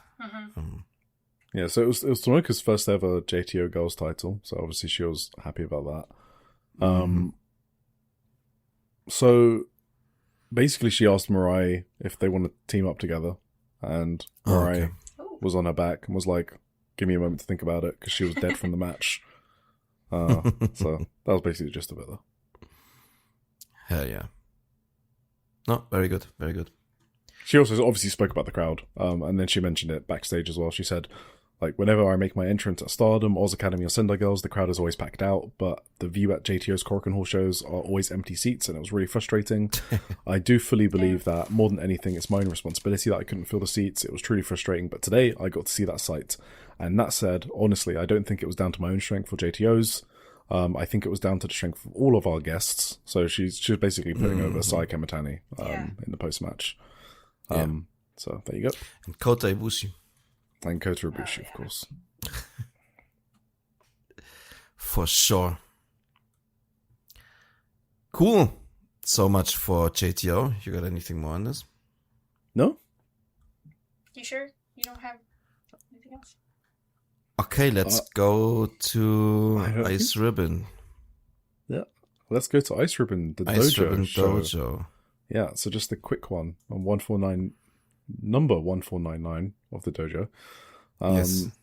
Yeah, I just wanted to kind of shout this out because I don't normally talk about or review Dojo shows because they're my safe space. I only write about them if I want to write about them. I only talk about them if I want to talk about them.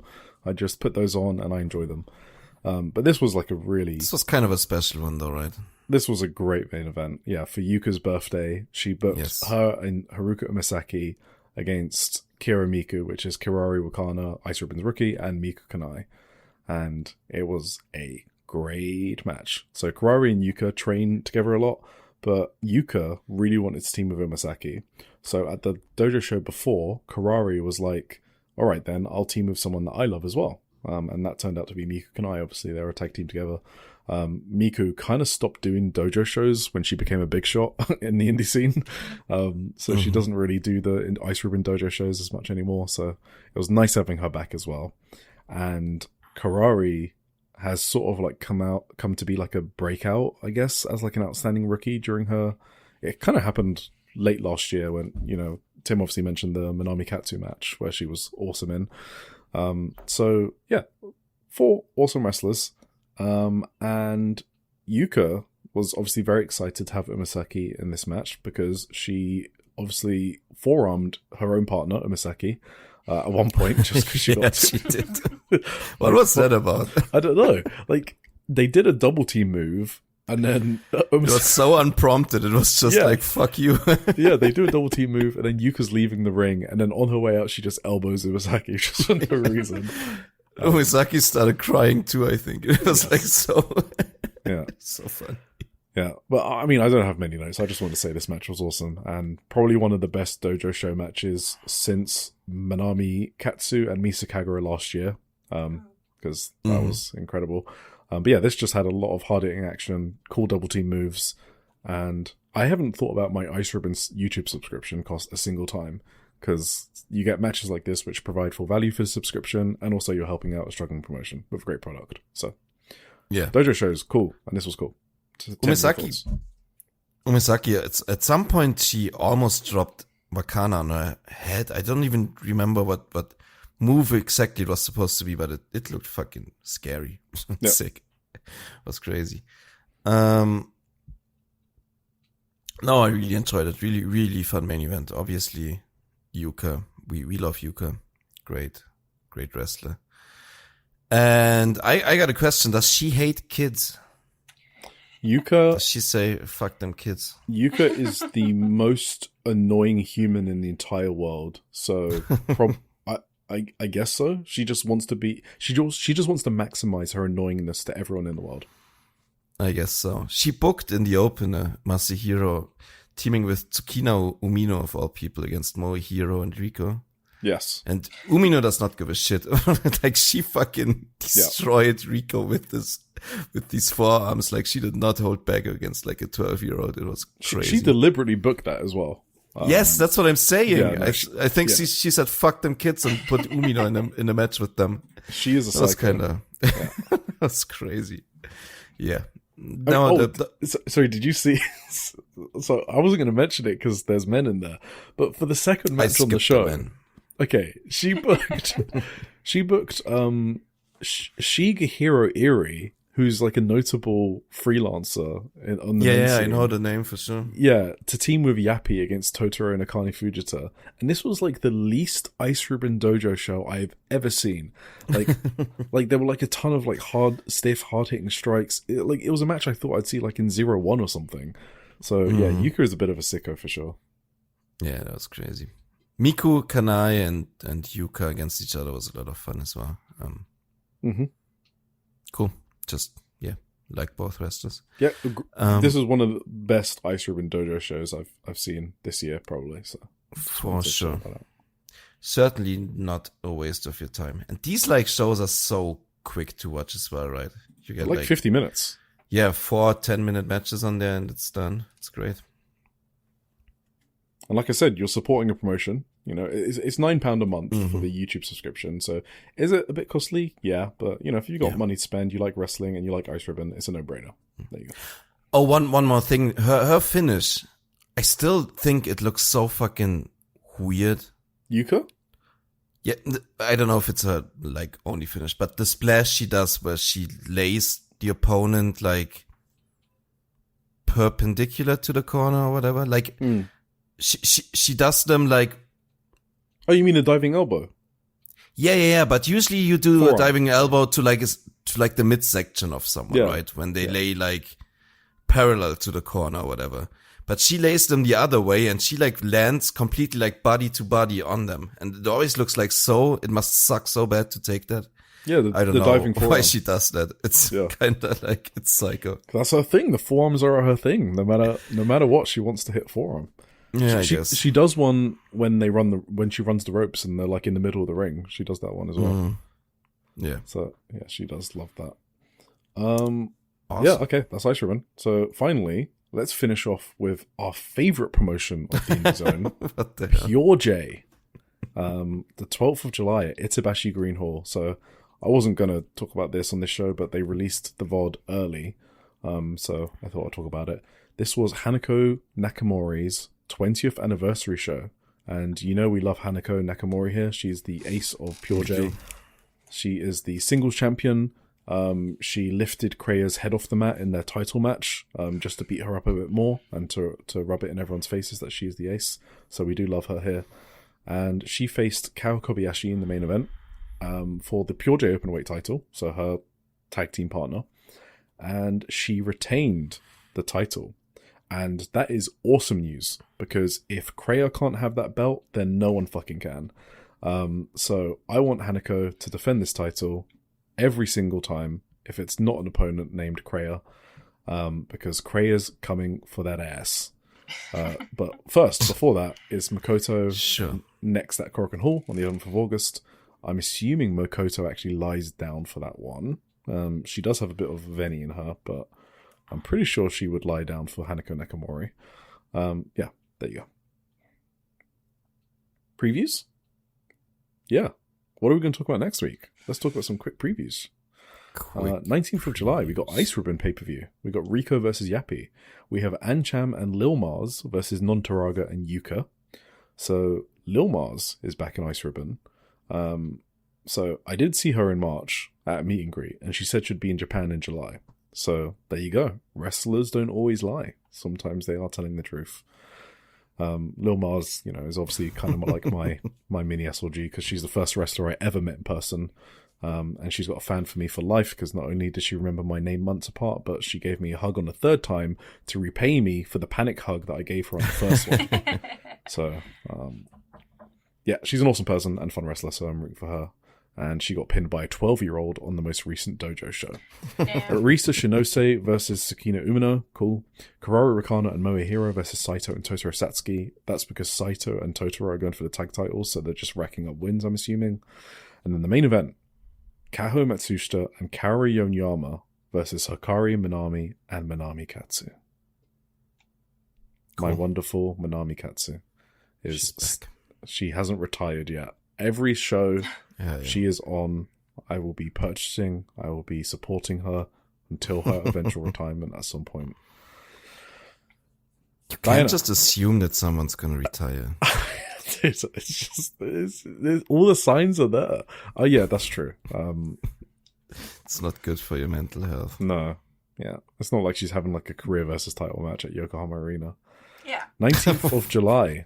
We are in Diana. We got Misa Kagura's homecoming. She's going home. Let's go. She's going back up north with Diana to Iwate Prefecture. That's cool. So on the card, let's just skip to the third match. Debbie Kaito and Unagi Sayaka. I don't know why Unagi... Oh, I know why Unagi's going up there. It's because she's in the unit with Misa Kagura. That rival party. Yeah. So she doesn't mind traveling to Iwate, but she wouldn't travel to any like Diana Dojo shows. So that's great. Thank you, Unagi Sayaka. Team up with Debbie Kaito against Moran and Shanshan, the dream team. So that's awesome. Maiko Ozaki versus Nanami Hitano in a singles match. And the main event, Ayaka Sato, Jaguar Yokota, and Kyoke Inoue versus Haruka Umasaki, Misa Kagura, and Sumika Yanagawa. So, obviously. Oh, I saw the graphic for that. Yeah. This is the graphic I posted. I was like, do you think Misa Kagura is winning this? They could literally not have picked a more unbeatable team for Misa Kagura. Yeah, that's crazy. So, there you go. But that'll be fun. Wave, Catch the Wave finals at Korakuen on the 12th of July. It's already happened. I mean, I gotta say, okay, sorry. In Misa Kagura's defense on the JTO show, she lost, obviously, but her tag team partner got pinned, not herself. And it's the same, like it's also Sumika Yanagawa here, right? So maybe they're gonna pin Sumika. Maybe Sumika saves Misa, yeah. But I mean, it's a homecoming show, so I don't even think Sumika's gonna see any wrestling time. Yeah, maybe it's... I think it's gonna be like 20 minutes of Misa Kagura, and then she gets pinned by a Kyoke Inoue powerbomb. Like, I'm calling it now. So, yeah, sounds plausible. Or maybe Ayaka Sato Dragon Suplex. Okay, those are the two possible finishes. We'll see if it happens. Wave Korakuen Hall on 12th of July. Catch Wave finals. I'm just going to talk about the block finals. So it's the Elizabeth block final. Kaori Yonyama versus Miyako Matsumoto versus Yuma Oka. We don't talk about Elizabeth block. We don't talk about the Elizabeth block. Not indeed. Semi-finals. Honoka versus Itsuki Aoki. Hell yeah. And then semi-finals 2. Haruka Umasaki versus Mirai. Hell yeah. Oh. And then the finals will also be on that show. Wait, didn't they face each other recently? They were in the same block. Yeah, that's what I thought. Yes. And it was pretty good. Match. It was good, yeah. But either way, that's an awesome final. It literally doesn't matter who wins and loses this. It's going to be a good final as well. So, sure. Who do you think's going to win? So the winner of this faces Itsuki for the title. And we got Honoka versus Itsuki, Haruka versus Mirai. Oh, I think it's gonna be Mirai and Itsuki. And then Mirai wins the tournament. And then faces her again for the title. Yeah, and then Itsuki gets the win back on the title match. Oh, damn. Emmy, thoughts? My thought was Mirai too, I guess. Mirai? Okay, we got some Mirai fans here. I obviously think Itsuki's going to destroy everyone left in this tournament, and it's not even fucking close. She is the Thunder Girl from Shimane, after all. 10th of July, Actress Girls. So the only thing I want to shout out is the top 2 match. Actually, top 3, because we've got our favourite tag team here. Kana Yufuku and Marino Nishimura will be taking on Nene Arahata and Riku Fukunaga. Sounds fun. We got the Actress Girls Tag Team title. Anri and Arisa Nagai versus Marino Saihara and Yukina Uehara. Must see. Must watch. We will be talking about it for 20 minutes on next week's episode. Look forward to it. Yeah. And then the main event is the King title, Nagisa Shiitsuki defending against Sakura Mizushima, which will be a good match. They had an excellent match at Korakuen Hall last year. So, cool. Finally, we have Hiroyu Matsumoto's 20th anniversary, which I don't know is making tape, so I just want to make people aware it's happening. She's wrestling twice on the card. So the opener is Hanako Nakamori, one of our favorite wrestlers, and Honoka versus Hiroyu Matsumoto and Miura Koga. Then there's a battle royale with a bunch of different people, including Veni, Starlight Kid, Taro Anno. Shit, yeah, I saw that. Yeah, Akino, Jungle Kiona, Kakeru, Makoto, Miyuki Takase, Nagisa Nozaki. Such a random lineup. Ryo Mizunami, Saori Anno. Yes, and X. So I don't know who X is. Semi-main event is Aja Kong, Miyumi Ozaki, and Minoru Suzuki versus Itsuki Oki, Rini Yamashita, and Zonez. That's awesome. Dude, I need to see this. This has to make tape. I need to see Minoru versus Itsuki. Oh, yeah. Oh, yeah. Please make tape. And then the main event is Chihiro Hashimoto versus Hiroyu Matsumoto. So Hashimoto's... Yeah. Oh, that's cool. Singles match, yeah. Hashimoto's singles match reign continues. I guess it's not for the title, but her run continues. She just loves singles matches, and I love her doing singles matches. So. Yes. Absolutely. Yeah. It's great. She's probably been like starving for them for the last year. She probably hated those tag teams with you like for half a year. Every single main event with you, the same shit. Yeah. You're free, Hashimoto. You're free. I remember Match you of the week. now. You remember you? Yeah, I remember you. Unfortunately. Emmy, Yes. what was your favorite match you watched? For the show or otherwise, you can also pick like whatever else wrestling you watched. I think my favorite match was the rookie match from the Sunday Girls show. Fuck Hell yeah! yeah. Yeah. Hell yeah! Hell yeah. You are so Joshi'ing around weekly pilled. Hell yeah! Let's fucking go. Me? It rocked. Yeah, sure, go for it. Yeah, I think I'm gonna pick Hush and Venny, but it's pretty close with the rookie match. Staying on the topic of rookies, I think I also want to shout out the Stardom rookie matches. I enjoyed those a lot as well. Azusa and Saya Kamitani from JTO, I would also put on my list. And the Marvelous main event should probably also be on there. And of course, CM Punk and Sami Zayn.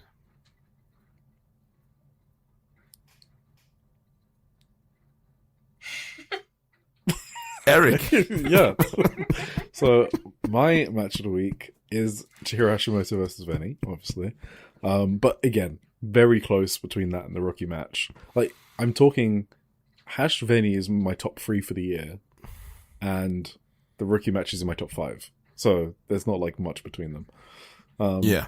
Obviously the Marvelous main event and everything else you said as well. Awesome. Oh, I guess I'll shout out some men. Shota Umino, Zack Sabre Jr. Oh, I didn't watch the show yet. From the G1 Chicago. That was my match of the night. I did prefer that to Take Tsuji and Callum Yuya, but I can see you being into Callum Yuya. Okay, Tim? wait, hold on. Since Tim had to make a joke, and say CM Punk versus Sami Zayn, now I have to shout out Kenny Omega versus MJF. I was actually gonna ask you guys what you thought of that. I liked it. Yeah, I enjoyed the match. I liked it. Yeah. It was good. We both preferred it to the Dynasty one, right? I mean, Oh yeah, for sure. yeah. Okay, Way better. Just checking. Way better than the Dynasty match, and I think it was. Honestly, I was probably more distracted with seeing Rich and Jeremy in the audience. Yes, me too. I was watching Jeremy the entire time. It was so funny. But the ending stretch of the match after they came back in from the brawl, that was really good. I liked all of that. Yeah, that was awesome. It still had to fight to overcome the MJF isms in there. Yeah. That definitely bogged it down a bit for me, but I thought it was a really cool moment in the end. I'm not quite sure if this is the way I would have pictured Kenny getting his last big reign or whatever they say it's gonna be. Overall, like in the moment when I watched it, I still really appreciated it. Yeah. Nice little moment. Yes. So Eric, you were gonna say, which one were you gonna recommend to me? A Yuya Uemura match? Oh, Callum Newman versus Yuya Uemura from Chicago. I like that's the one. Callum, I guess. Yeah, that's the one people are high on. I mean, I preferred the Shota Zach one because I'm a Shota guy now, to be honest. So. I've always been a Shota guy. You've always been right at And hell yeah. I've always been a Zack Sabre Jr. guy too. Hell yeah. Hell yeah. Many people are Shota guys now. He's just a great wrestler now. They're hopping on the bandwagon. They didn't see the potential. They were talking shit. No, they can stay over there. Okay, Emmy. Tim was in the building for that main event, the Wrestle Kingdom Shota Zach 42-minute match. I know. Okay. I know he was. I can forgive, but like that was rough, no? I can't emotionally get into his matches really like I do with others that I prefer. You know what I mean? I think he's a great wrestler, probably. Like technically and stuff. But I liked him more when he was like just more young lion dog, I think. Well, I mean, you like rookies.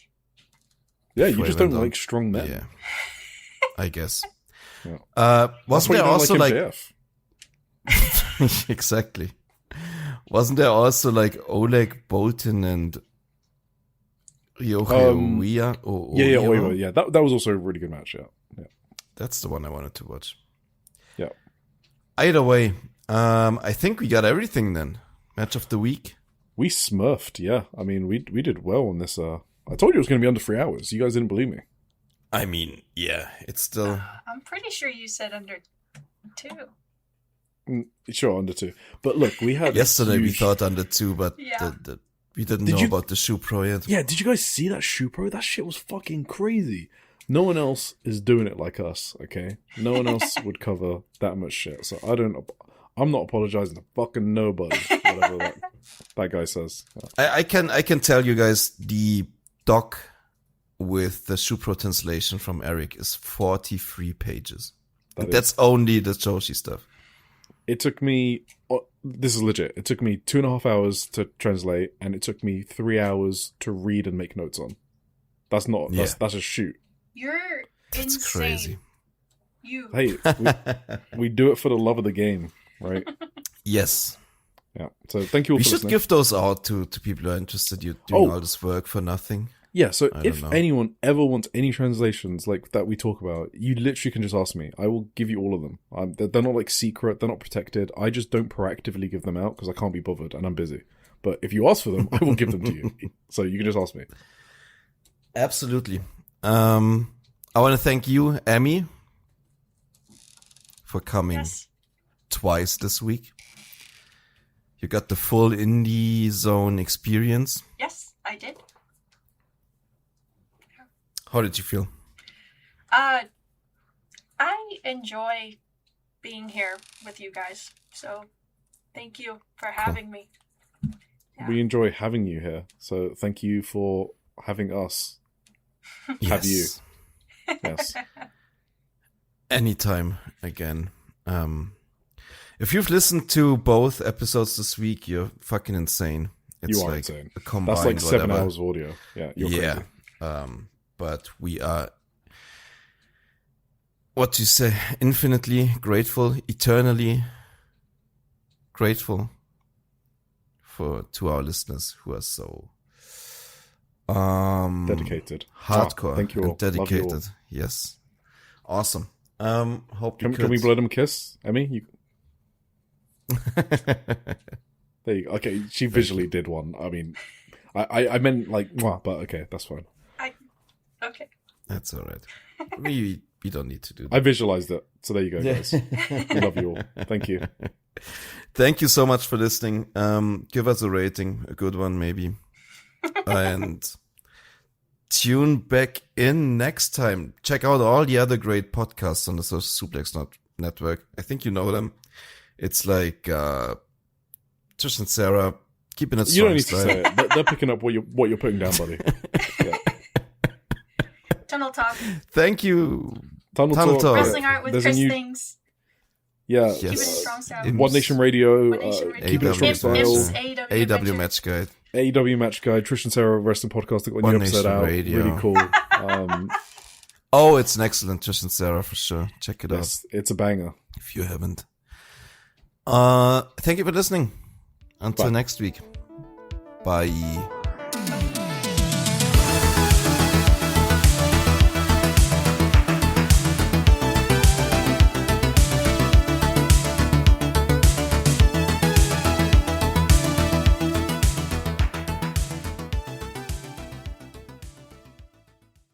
Most people don't realize how much their personal information is being bought and sold every day. Data brokers are making billions, pulling details about you from public records and the internet, and then packaging and selling it, usually without your consent. That's how your information lands in the hands of scammers, spammers, even stalkers. It's why you get endless robocalls and why ads seem to follow you everywhere. That's where Aura comes in. Aura actively removes your data from broker sites and keeps it off. They also instantly alert you if your information shows up in a breach or on the dark web. But Aura goes beyond data protection. With one app, you get a VPN, antivirus, password manager, spam call protection, dark web monitoring, and even up to $5 million in identity theft insurance. All backed by 24/7 US-based fraud support. Other companies might sell just credit monitoring or just a VPN.